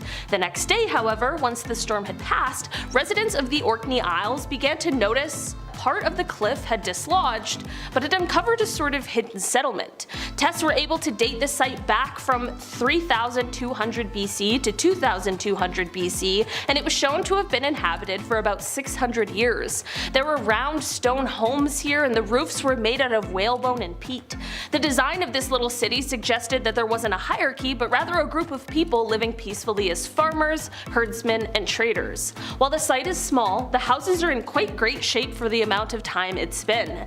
This little settlement is Europe's most complete Neolithic village, and while it is older than Stonehenge and the Great Pyramids, it's been called the Scottish Pompeii because of how well preserved it is. No one is exactly sure why the residents of this village abandoned it, but it is likely that a change in climate is somewhat, if not fully responsible, and a storm might have been the reason those living here had to leave in haste, which is deduced by how all of their belongings were left behind. Number 10. Corral. The sacred city of Corral is an archaeological site considered to be one of the oldest known civilizations in the Americas. The formation of the civilization took place around 3500 BCE and ran to about 1800 BCE. No other site has been found with such a diversity of buildings and architecture and has since been declared a Humanity Cultural Heritage Site by UNESCO themselves. Uncovered around 1905, Peruvian archaeologists provided the first documentation on the civilization at Corral. They appear to have an economy of some sort, selling mostly textiles and fish. The civilization is considered a pre-ceramic culture, since archaeologists have yet to find any sculpted or painted art. However, they did find a system of writing called quipu, which is a string-based recording device suggesting a proto-writing of some sort. They were widely known for their architecture of huge earth-landscaped projects of mounds, particularly a massive labyrinth of underground circular connecting plazas. They were ahead of their time, yeah. Number 9. The Etruscans. Side note, if you dig what we do here on BumbleBee, make sure to Hulk smash that like button for us, huh? The Etruscan civilization was a people of Etruria in ancient Italy. They had a common language, culture, and formed a federation of cities. Their territory covered now what is Tuscany, Umbria, and Lazio. The earliest evidence of this culture is from about 900 BC. This is the period of the Iron Age considered to be the earliest phase of Etruscan civilization. With a maximum population peaking around 750 BC, the earliest examples of writing are inscriptions found around 700 BC. They developed a system of writing derived from the Euboean alphabet. The language remains only partly understood, making modern understanding of their society and culture heavily dependent on later Roman and Greek sources. Number 8. Inca. The Incan Empire was the largest of pre-Columbian America. The center of the empire was the city of Cusco. The Incans arose from the Peruvian highlands in the late 12th century. The Spanish began their conquest of the empire in 1532, and by 1572, the last Inca state was fully conquered. Before they fell, the Incas were able to construct one of the greatest imperial states in history, accidentally. Without the use of a wheel, knowledge of iron or steel, or even a system of reading and writing. Yeah, these guys were good. About all 14 million of them as well. The empire included construction of monumental architecture, stone and road work reaching to all corners of the empire, and even finely woven textiles. They functioned without money and without markets. Instead, exchange of goods and services was based on individuals, groups, and rulers. Taxes consisted of a labor obligation, usually construction. Everyone was either lifting or carving, you know? The Inca rulers would even grant access to land goods and celebratory feasts for the workers if you did a good job. Dude, this place sounds awesome. Sign me up. Number 7. You can't come in. Tokugawa Iemitsu was the big bad shogun in power. And when you're the big bad shogun in power, you get to make big bad decisions.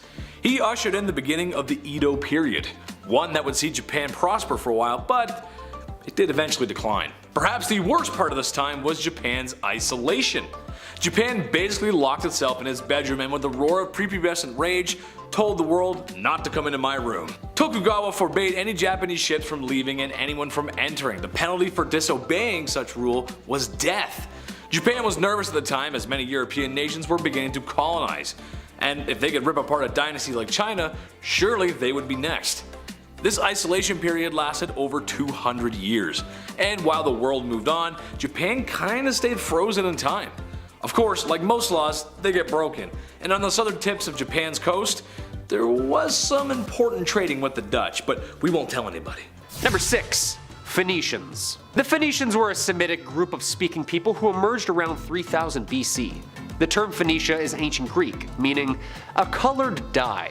It's debated whether Phoenicians were distinct from the broader group of speaking peoples known as the Canaanites. The term Canaanites loosely corresponds to the groups referred to as the Phoenicians, so it's a little messy back then on who's exactly who. The Phoenicians rose in the mid-12th century following the decline and collapse of the late Bronze Age. They were renowned as traders and mariners, becoming the dominant commercial power around. They developed an expansive maritime trade network, helping the exchange of cultures and ideas between Greece, Egypt, and Mesopotamia. They established colonies and trading posts across the Mediterranean as Phoenician society and culture centered around mostly commerce and seafaring. As a kicker, of course, historians and archaeologists revealed this civilization most likely has the world's oldest verified alphabets. I can't even build a boat now, let alone back then, with barely an alphabet? Like how? Number 5. Egypt. An ancient civilization in northeast Africa situated on the Nile Valley, somewhere around 3100 BCE, splitting Upper and Lower Egypt. First occurring as a series of stable kingdoms, separated by intermediate periods such as the Old, Middle, and New Kingdoms, Egypt was invaded by a number of foreign powers including the Libyans, the Nubians, Assyrians, Persians, Macedonians, and of course, the Greeks. Predictable flooding meant a timed surplus of crops, which supported larger populations year after year. The many achievements of these people include immense quarrying, surveying, and construction, using a system of mathematics and science to build and organize what we still visit today. Medicine, irrigation, boat making, the Egyptians did it all. They pushed the boundaries with glass technology, and even invented new forms of literature, and even coined the earliest known drummed up peace treaty. Yeah, don't even get me started on the Sphinx. Have you seen this thing? It's practically being held together with glue and tape at this point. Number 4. Mesopotamia, the land of two rivers. Around 10,000 BCE, in what is now modern-day Iraq, some of the first fully developed Neolithic cultures began to settle in this fertile crescent, known biblically and famously as Mesopotamia. Around 8000 BCE, people in northern Mesopotamia began to cultivate barley and wheat, in which made beer, gruel, soup, and eventually even bread.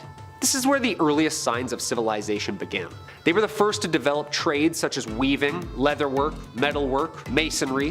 One of the greatest achievements of ancient Mesopotamia was the invention of the wheel, sometime around 3500 BCE. Mathematics and science was based on a numerical system of 60. This is the source of the 60-minute hour, the 24-hour day, and the 360-degree circle. The Sumerian calendar was 3 7-day weeks of a lunar month. They were so smart, the astronomers could predict eclipses and solstices. Beer, a calendar, and some wheels? Life was simple back then, huh? Like just not a care in the world. At number 3, LGBTQ+. As with anywhere on Earth, there were same-sex relationships, and the same goes for ancient Egypt. However, documentation of such things were far and few. The only 100% clear-cut case of same-sex relationships that was documented in ancient Egypt comes from the story of Horus and Seth. The story goes that Horus and Seth were both vying for the throne, and one night Horus pretended to be drunk while Seth tried to take advantage of him while Horus slept. Not the greatest example, but it's what we've got that's actually confirmed. Another potential recorded gay relationship may have come from Egypt's King Pepu II, who was thought to have had a secret relationship with one of his generals at nighttime. One of the most well-known potential gay relationships from those times, though, comes from a piece of Egyptian art that showed two men touching noses. Doesn't seem like anything too intimate, but back then touching noses was another way of kissing. The two men depicted, though, were thought to be brothers, so it's theorized that there was something a little spicy going on there, but we don't have to think about that one too hard. Number 2. Rome. In modern history, ancient Rome refers to the Roman civilization from the founding of the city in the 8th century BC to the collapse of the Roman Empire in the 5th century AD.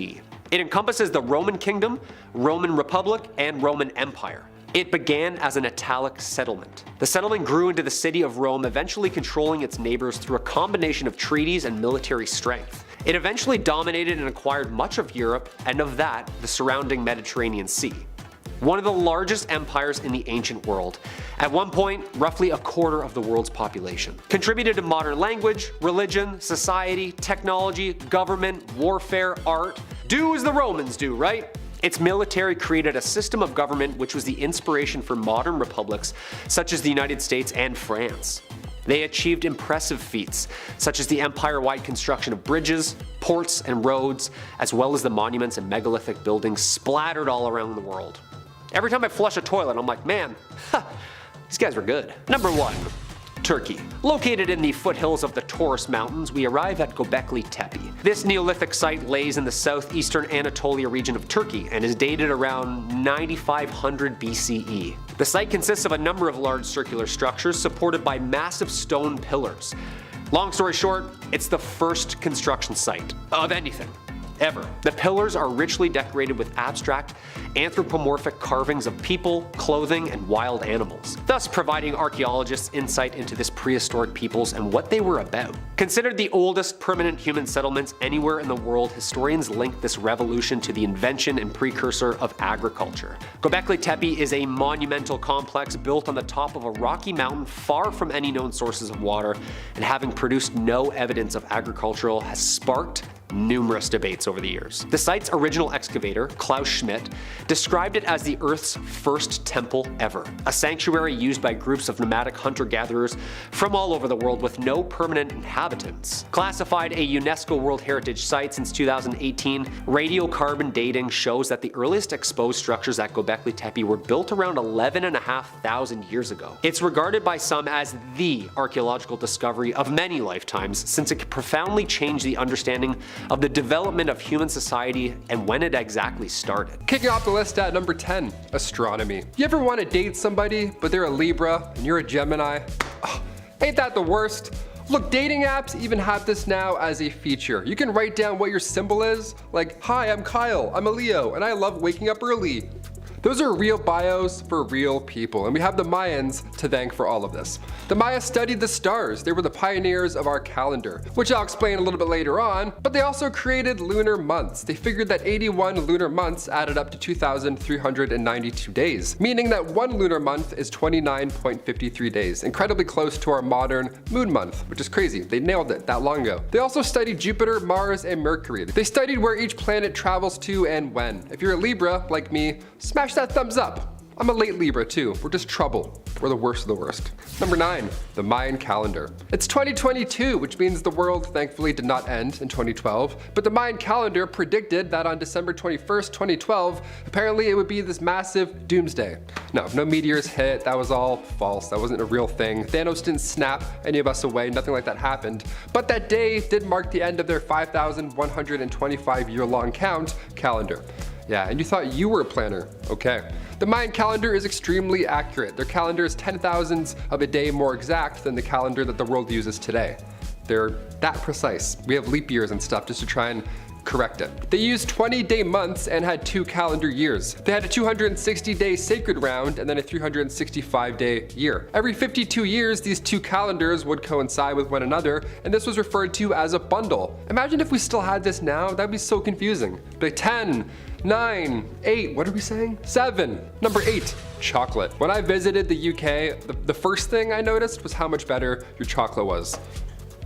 So good. I'm not sure what y'all are doing over there. Maybe it's just made with love. Who knows? But I'm a huge chocolate guy, and the UK nails it. Yeah, wash it down with some iron brew. Buddy, what a day. What a great day. The Mayans as well, turns out they loved chocolate. The Olmecs of Mesoamerica figured out how to consume chocolate, but the Mayans made it beautiful. They added some spice to it, literally. The Mayans would mix chocolate with water, chili peppers, and honey. They would make a spicy drink. Are you into this idea? Is this making your lips happy right now? Spicy chocolate drinks? My tummy can barely handle a pumpkin spice latte, let alone a Mayan milkshake. No thank you. Number 7, Sumeria. The Sumerians are a fascinating culture and one of the earliest known to settle in the Indus Valley, the so-called cradle of civilization. The Sumerians are thought to potentially be West Asians who walked from the Hindu Kush or Ganges Plateau, or fishermen from the eastern Arabian littorals, or perhaps they were even from North Africa. Wherever they came from, the Sumerians would make numerous incredible technological advancements. They invented the plow, irrigation, saws, other tools, and much more. This more advanced agriculture also allowed the Sumerians to develop a food surplus, which led to the first concepts of trade and taxation. Writing was then developed to record trade and storage records, and arithmetic, geometry, and commercial production would grow and flourish into being. There are a vast number of complex reasons and variables that led to the Sumerians achieving all of these discoveries first. Or, maybe it was aliens who taught them how to write. Number 6, glyphs. Glyphs at number 6, 6 glyphs. One of the most advanced forms of writing when it comes to all these ancient Americans, the Maya were the most ahead of their time. They invented the glyph, which are these symbols that represent a word or a sound. Like anything else in this civilization, it's beautiful to look at, of course. The Maya used around 700 different glyphs. They're detailed, they're beautiful. A good amount we're able to translate today, but there's still a mysterious chunk that we're trying to figure out. The earliest glyphs engravings go back to the 3rd century BC, meaning that the Maya are the pioneers of writing in Mesoamerica. There are only a few civilizations where writing naturally occurred: the Mayans, ancient Chinese, and the ancient Mesopotamians. Number 5, rubber. Rubber is a fundamental. I mean, sure, the long-term effects for rubber are questionable in turn. Now we have literal pits full of tires, but where did it all begin? And why? The Maya created art, they looked to the stars and made calendars, but what did they do when they wanted to have a good time? Mayan meals were composed of maize, squash, and beans, with tons of crops. Turns out the Maya were the ones who created elastic, long before Mr. Goodyear over here. They made elastic from latex by mixing it with other plants. They really created bouncy balls, if anything. They took latex from trees and mixed it with vine juice. This was around 1600 BC, and you can't invent rubber balls without creating some. Number 4. Ball games. Yeah, imagine inventing a bouncy ball. You can now create any game you want, any rules. You'll never lose again. How great is that? The Maya have pretty impressive ball courts. These games were all but fun, honestly. These were religious events. These games would last around 20 days on average, so I hope you warmed up that arm because you're going to be here for a while. The pressure was always on, also from the overlords, as these courts were built at the bottom of a sanctuary. Yeah, hey, no pressure, but your ex is here with Zeus. Break a leg. The go-to game was called Pocket Talk or Hodgepodge, and you had to throw a heavy elastic ball through a hoop. Instead of fist bumping at the end of the day saying good game, good game, good game, the losing side would either 1, not survive, dark, or they would have to give over all of their belongings, which also sucks. Yeah, a 20-day game, and then you'd lose all your stuff. That's horrible. What a horrible month. Number 3, stomach pains. If you know anything about Japanese history, you knew this was coming. No, not the Logan Paul incident, but seppuku, the tradition of unaliving yourself with the most pain possible. Look, you gotta give samurai credit. They follow that Bushido code to the T. I mean, I can't even commit to a good book sometimes. But as crazy as the tradition sounds to us, to the samurai, honor means everything. Often done when defeated or disgraced, it's a ritual knife to the belly, and see you soon in the afterlife, O mighty emperor. The most well-known case of this was the tale of the 47 Ronin, who after being disgraced and avenging their master, were granted seppuku by the shogun. The story has been told in many plays and even some films. Number 2. Laws. The Maya made their own ball games, they made their own rules, they made chocolate their own way, but they also created law and order. In a time where food and shelter was sparse, you would think it would be a lot like the Dark Ages, just a bloody mess, you know, full of thieves and bodies and bad stuff everywhere. Well, when you're the first civilization to create the death penalty, everybody is pretty well behaved afterwards. More than fair, yeah, fair. Taking the life of others was uncommon because of these harsh laws. I mean, you remember how those ball games would end, right? Yeah, imagine crimes. If you were to take the life of another, say you lost a ball game, all your goods are now gone, you react in a horrible way, well, who comes knocking at your door asking questions? Who says you're now a suspect? Sherlock Holmes? No. Say you live with somebody and they commit a crime. Well, not only are they now gone after they get caught, but the victim also gets your land. They get all your goods, cattle, your home, everything. So whoever lives with you as well, you better pack your rubber balls. You're out of here. You don't live here anymore thanks to Good Game Gordo over here. I'm glad certain things stuck around, like the law and order part, but imagine being evicted because your roommate stole some beans. God damn it, Craig. Don't do that. And finally, number 1, the underworld. Also referred to as the place of fright. Okay, save the best for last, we love it. Xibalba comes from Mayan mythology. Overseen, of course, by the Mayan death gods, Xibalba came to be in the 16th century Verapaz. The entrance to such a wonderful place was in the cave of Guatemala. So, splunkers beware if you're putting that on your agenda, maybe avoid this one. Caves in Belize are actually known as the entrance to Xibalba, these water-filled caves again, and they span as far as 300 feet. That's a massive, evil front door you want to avoid right there. But you can't just grab a snorkel and frog kick your way to the underworld. It's not that easy. According to ancient Maya scripture, the Popol Vuh, this path once filled with dark obstacles, and when I say dark obstacles, I mean dark. I'm talking a river filled with scorpions and blood, combined with houses littered with bats and pure darkness. It's not easy to get through. It's like those haunted houses in Niagara Falls. It's really scary. This is why you don't cheat in Mayan ball games. You end up here. Do you want to be here? No. In fact, if you cheat in Monopoly, I believe you also end up here. Yeah, I'm talking to you, Stacy. Don't cheat. At number 10, Treaties of the Vessels. I think that most of us love the idea of uncovering some kind of lost treasure. I, for one, would love to pull an Indiana Jones and uncover artifacts lost to the sands of time, but realistically, you need a lot of clues in order to find these things. They could be anywhere. The world is quite a large place, you know. That's why ancient texts and documents are so important to researchers, because sometimes they can give clues as to where some treasures might be. This is sort of the case with the Treaties of the Vessels. This ancient Hebrew text claims to reveal the location of where the treasures of King Solomon's temple are hidden. Well, sort of. The text discusses the location of the treasures as well as the fate of the Ark of the Covenant, which is a chest that is said to hold tablets engraved with the 10 Commandments. And as you would imagine, these are highly sought after, but no one knows where it is, and the Treaties of the Vessels isn't really much help to researchers. The text says that the location of these things will, quote, not be revealed until the day of the coming of the Messiah, son of David. So it just teases us with this mystery. We still have to wait to find these treasures. At number 9, Gospel of the Lots of Mary. Have you ever wished that you could know the future? Maybe you want to know how a relationship would play out, or if you should do something about your career, but you just need that little confirmation of future events to help you along. Well, if you lived in ancient times, then you might have sought out the Gospel of the Lots of Mary to help you with your needs. This ancient text is quite the gospel and dates back to around 1500 years. The Gospel of the Lots of Mary doesn't discuss the life of Jesus Christ, but instead contains 37 oracles that were written pretty vaguely. The original text was written in Coptic, an Egyptian language, and has been translated in modern times. The book opens with the words, quote, "The Gospel of the Lots of Mary, the mother of the Lord Jesus Christ, she to whom Gabriel the archangel brought the good news. He who will go forward with his whole heart will obtain what he seeks, only do not be of two minds." End quote. Researchers believe that this book would have been used for divination in an attempt to seek knowledge of the future.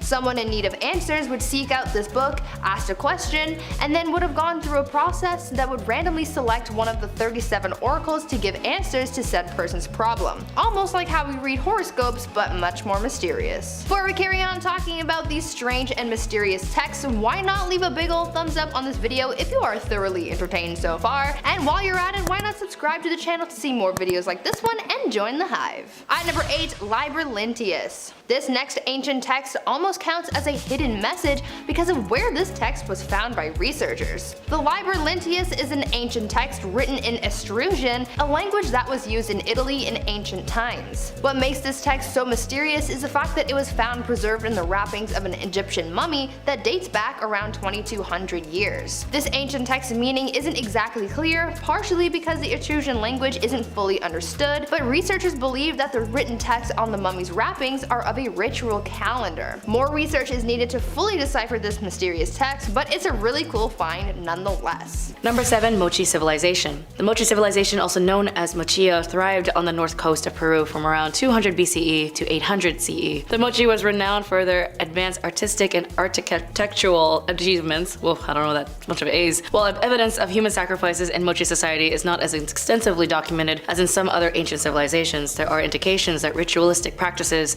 including human sacrifice, were part of the religious and ceremonial activities. There are illustrations of warriors or priests holding severed heads or bound captives in sacrificial contexts as some of their larger ceremony centers, such as Huaca de la Luna, which shows evidence of complex rituals, including the burial of individuals with signs of violent death. These findings suggest that the certain individuals may have been sacrificed during important ceremonies or events. At number 6, Grolier Codex. Imagine owning something that you believe was just a piece of art turned out to actually be an ancient artifact. This kind of thing is actually a lot more common than you'd think, since over the years, pillaging and looting of ancient sites have led to many artifacts being misplaced and sold around the world. This is the case with the Grolier Codex. The Grolier Codex is an ancient Mayan codex that contains Maya hieroglyphs, illustrations of gods, and a calendar that tracks the movement of Venus. Want to know where they found it? In a club in New York. The person who acquired the codex, a Mexican collector named Jose Sanez, said that he got it from a group of looters in the 1960s, and after a lot of debate, it was found that the codex that he had was in fact authentic. Researchers found that this ancient text was written on paper that dates back about 800 years and was written using paint known as Maya blue, which actually wasn't synthesized in a lab until pretty recently. I think it's pretty crazy that this ancient text from the Mayan civilization somehow ended up in New York and no one really noticed. At number 5, Popol Vuh. Just about every civilization has their interpretation of Earth's origins. Some cultures believe that cosmic beings made the Earth, others believed in various gods and various motivations for creating life. One ancient text that was discovered by researchers tells the story of the Maya and their belief of how the world was created. This ancient text, known as Popol Vuh, which ultimately is translated to Book of Council, is a mythical origin story. According to the tales written in this ancient text, the forefather gods, quote, brought forth the earth from a watery void and endowed it with animals and plants, end quote. The text also describes how the gods had difficulties making humans and tells the story of how they created two hero twins who went on a series of adventures and even defeated the Lord of the Underworld. The earliest surviving copy of Popol Vuh dates back to 1701, but it is believed that there were earlier copies of the text that might not have been found or have been lost. At number 4, Copper Scroll. Next up, let's talk about another ancient text that discusses the existence of a large treasure. An ancient Hebrew text called the Copper Scroll was found in a cave in the Judean desert. This ancient text is believed to contain recorded details of a vast treasure that may include gold, silver, vessels, and coins. The Copper Scroll dates back to sometime around 70 CE, which coincides with a time when the Roman army laid siege to Jerusalem and the Second Temple, a Jewish holy temple which stood on the Temple Mount in Jerusalem, was destroyed. Researchers are still unsure if these treasures described in the Copper Scroll actually exist, as it is still highly debated. Even if these treasures really did exist, it could have already been found back in ancient times, but even still, no treasure as large as the one described in the scroll have been found in Israel or Palestine. Number 3. Kerma. Kerma, located in present-day Sudan, was a Neolithic and Chalcolithic city that would become an ancient metropolis. At its peak, Kerma was home to over 10,000 people, and was likely the royal hub of control for the Kerma people. But Kerma, the city, while large and housing thousands, was much more of a necropolis than a metropolis. A large and fascinatingly designed cemetery took up a large section of the city and entombed some 30,000 graves. These cemeteries were arranged in strange clumps, with larger graves in the center surrounded by smaller graves, indicating social stratification and connections. But the size, complexity, and incredible longevity of Kerma has caused some of the more conspiratorial researchers to begin pointing fingers at aliens as an explanation for the complexity. At number 2, Voynich manuscript. Now this next ancient text is pretty mysterious simply because no one can read it. Dun dun dun. That's right, the Voynich manuscript, a 250-page book containing illustrations of plants, cosmological symbols, and naked ladies, is carbon dated to have originated sometime in the 15th century. It also contains unreadable text. This book was first discovered in 1912 by an antique book dealer, and since then, the text in the book has yet to have been deciphered. There is speculation amongst researchers that suggests that perhaps the language in this book is a lost language or code, or perhaps just gibberish. However, a recent study of the book's language suggests that it does have the hallmarks of a real language. You know what I think the Voynich manuscript is? An alien document. Think about it. Aliens came to Earth and they documented what they saw, like native plant species and humans, hence the drawings of women, because come on, how can you not be obsessed with women? Right? And these cosmological symbols found in the book would also be tied to the aliens because, of course, they're from outer space.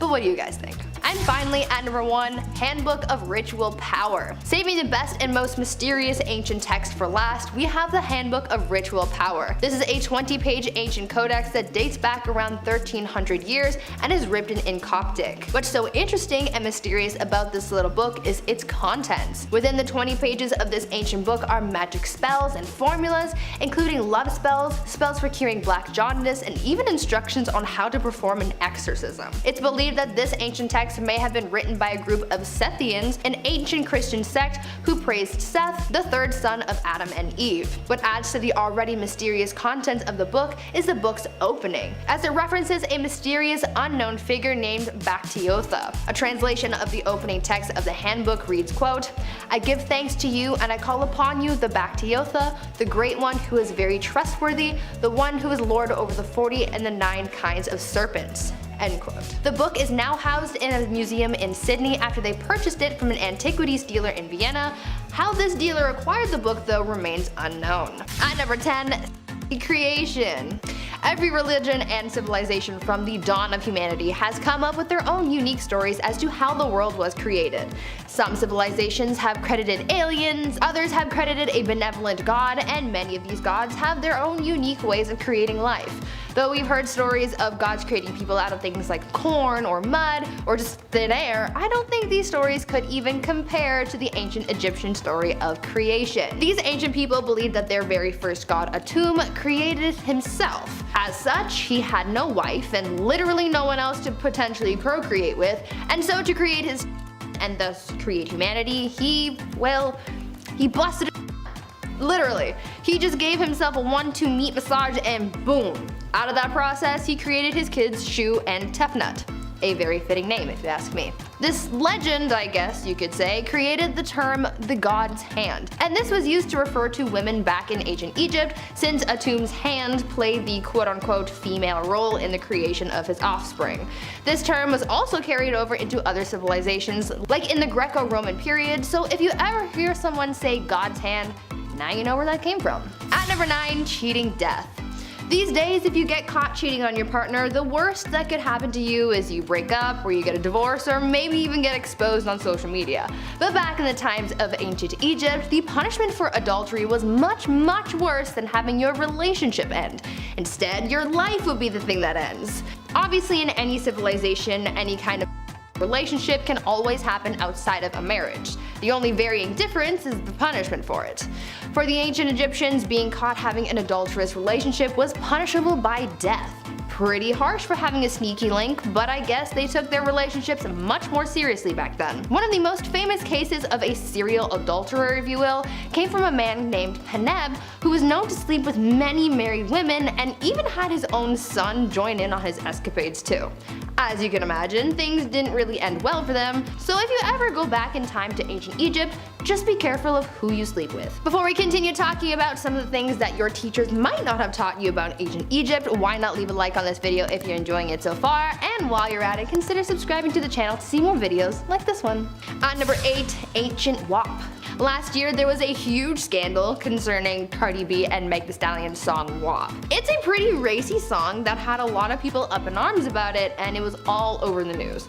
I mean, if you ever heard any songs from the early 2000s, then you would know that this kind of musical content really isn't a new thing, and sexual songs have been a part of society for a really long time, but it might surprise you to know that they even had some risque songs even back in the times of ancient Egypt. Historians have discovered some of these songs, one of which I can recite to you, and it uses some pretty imaginative wording to describe a woman's body. In an excerpt from said song, it says, quote, "The one, the sister without peer, the handsomest of all. She looks like the rising morning star, at the start of a happy year, shining bright, fair of skin, lovely the look of her eyes, sweet the speech of her lips, she has not a word too much. Upright neck, shining breast, her hair true lapis lazuli, arms surpassing gold, fingers like lotus buds, heavy thighs, narrow waist, her legs parade her beauty. With graceful steps she treads the ground, captures my heart with her movement." End quote.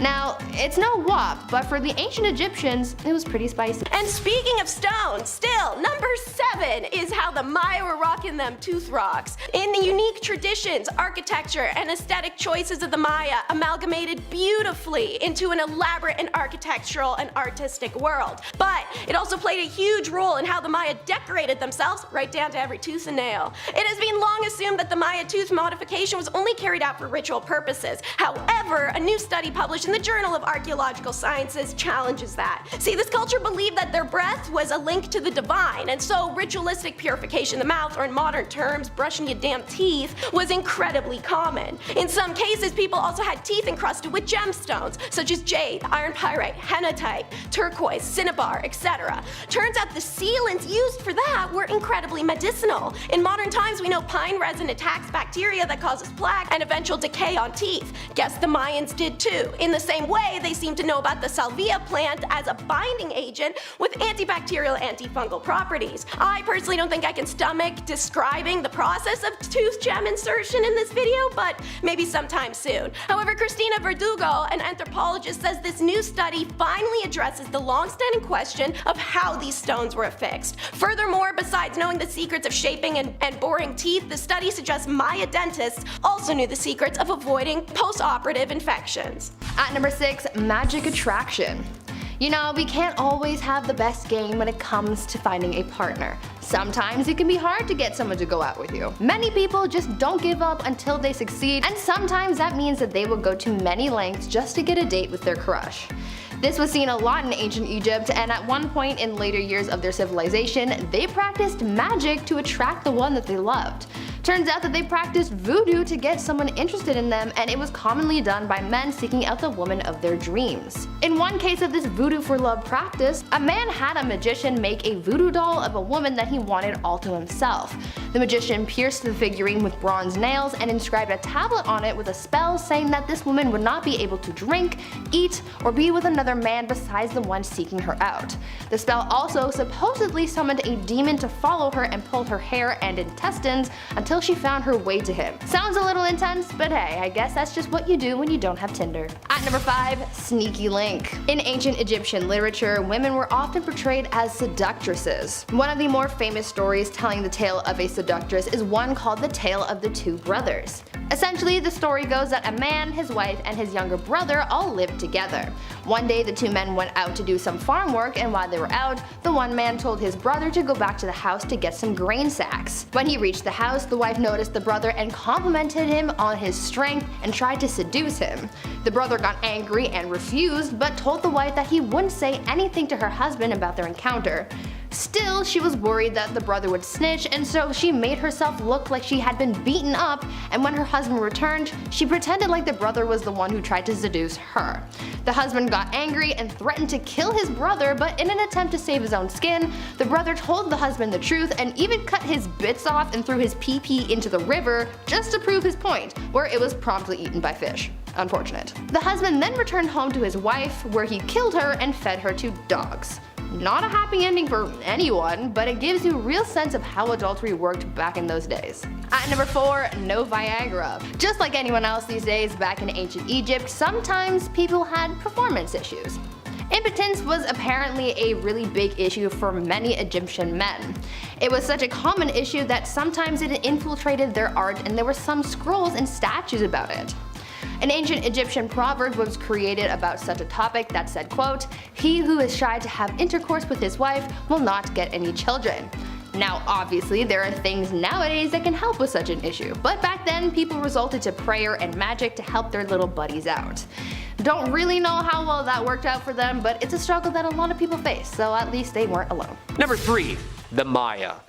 The Mesoamerican civilization of the Maya was roughly between 1800 BC and 900 AD, located within the archaeological site and the city of San Juan Teotihuacan municipality in the state of Mexico. This site has been classified a UNESCO World Heritage Site since 1987. Teotihuacan was the largest city in the Americas with a population between 125,000 and at its peak, millions, making it at least the 6th largest city in the world during its reign. The Maya script is the most sophisticated, highly developed writing systems in the pre-Columbian Americas. Hieroglyphic writing was being used by the 3rd century. They are known for their art, math, calendars, and astronomical systems. Architecturally, the city consisted of palaces, ceremonial ball courts for sport and sacrifice, and of course, structures precisely aligned for astronomical observation. At number 2, dirty insults. What is your favorite insult? Don't be shy, you can tell me, this is a safe space. I guess I have a number of favorites, but one that I quite enjoy is saying that someone's mother is a horker, like in Skyrim. Back in the times of ancient Egypt, however, insults often included some kind of note. If they needed to hurl an insult at someone, they might say something like, quote, "May you copulate with a donkey," or "May a donkey copulate with your wife." People would also combine some kind of note with pointing out someone's flaws to create an insult. In a note found from one of the people who built one of the Great Pyramids, they insulted one of their co-builders by saying, quote, "You are not a man because you cannot get your wives pregnant like your fellow men." Like, damn. That's pretty cold, dude. And finally, at number 1, the magic pee-pee. Now, I had to save this next fact for our number 1 spot because it's probably one of the most bizarre things that I've ever learned about ancient Egypt. The Egyptian god Min was the male fertility god, and let's just say that he was quite unique. He was known for his bold feathered headdress and the fact that his loincloth snake was always being charmed, if you get what I'm saying. Men suffering from impotence would make offerings to him to help them with their fertility problems. Even to this day, figures of the god Min are used in magic rites. Men and women still visit the ancient temples to find figures of the god and literally rub his to overcome their problems. Sounds strange, but apparently so many people have done it that the stone that it's carved into has become worn down or darkened from how many hands have touched it. Now I can only imagine what this god's body count was. 10. Cold as the wind blows. Japan, we love the people, the food, the culture. and the samurai, because let's be honest, armored gentlemen of high morals with really sharp swords is just cool. Kublai Khan, being not as cool as Japan, said to himself and his massive ever-growing army, "We should go get some cool from Japan." And go to get cool they did. While some initial boat crossings and evasions went okay, two very notable instances where it did not go very well for the Mongol invaders. The worst incident being on August 12, 1281, with a combined fleet of 4,400 ships, over 140,000 Mongol warriors were ready to invade, when seemingly a large typhoon came out of nowhere and devastated the Mongol forces, with at least half of the men drowning and only a few hundred ships remained. Casualties were very high. Those that made it to shore were hunted down by the 40,000 samurai awaiting battle. Shortly after, the typhoon was dubbed the Divine Wind and was thought to be a gift from the gods. Holy for Japan, unholy for the Khan. Number 9. Ninja vanish. Samurai are distinguished by their colorful leather armor, and katanas that are forged with great care, and a code of honor that was upheld at all costs. But they were not the only warriors of ye olde times in Japan. The ninja needs no introduction, but here it goes anyway. Stealthy warriors cloaked in black who were hired for tactical espionage, and a really weird movie with turtles eating pizza with a rat. They were mercenaries hired by daimyos, and even samurai to get the misdeeds of war done. Sabotage and assassination were necessary in the rebellious and political climate Japan found itself in. It would see many political shifts and leaders fighting for control of a unified and fractured Japan. Number 8. My eyes! As previously mentioned, the ninja were stealthy warriors who did the dirty jobs no one else could. Specifically samurai, as the Bushido Code literally forbade them from it. And honestly, they were kind of high sniffing their own farts, as they felt a lot of things were below them, including ninjas. I for one would not want to disrespect such a worthy foe. What the ninja lack in a full military force or simply being in a traditional battle, they make up for it with their tactics and weapons. Equipped with a variety of weapons with a variety of uses, the most unholiest weapon in the ninja's arsenal was the Mitsubishi egg, not to be confused with Mitsubishi. A small container of sorts that held dirt and dust that when used would blind and disorientate the enemy.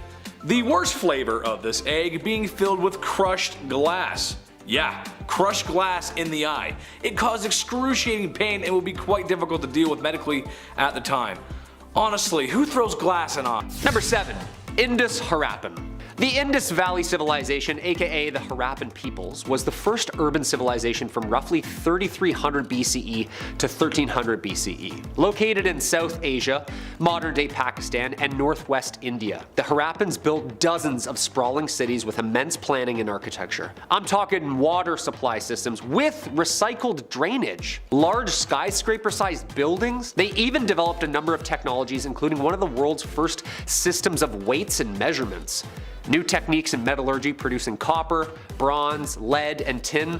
These people were smart. In addition to math and engineering, the Indus Valley Civilization enjoyed arts and crafts. Even games and toys have been found.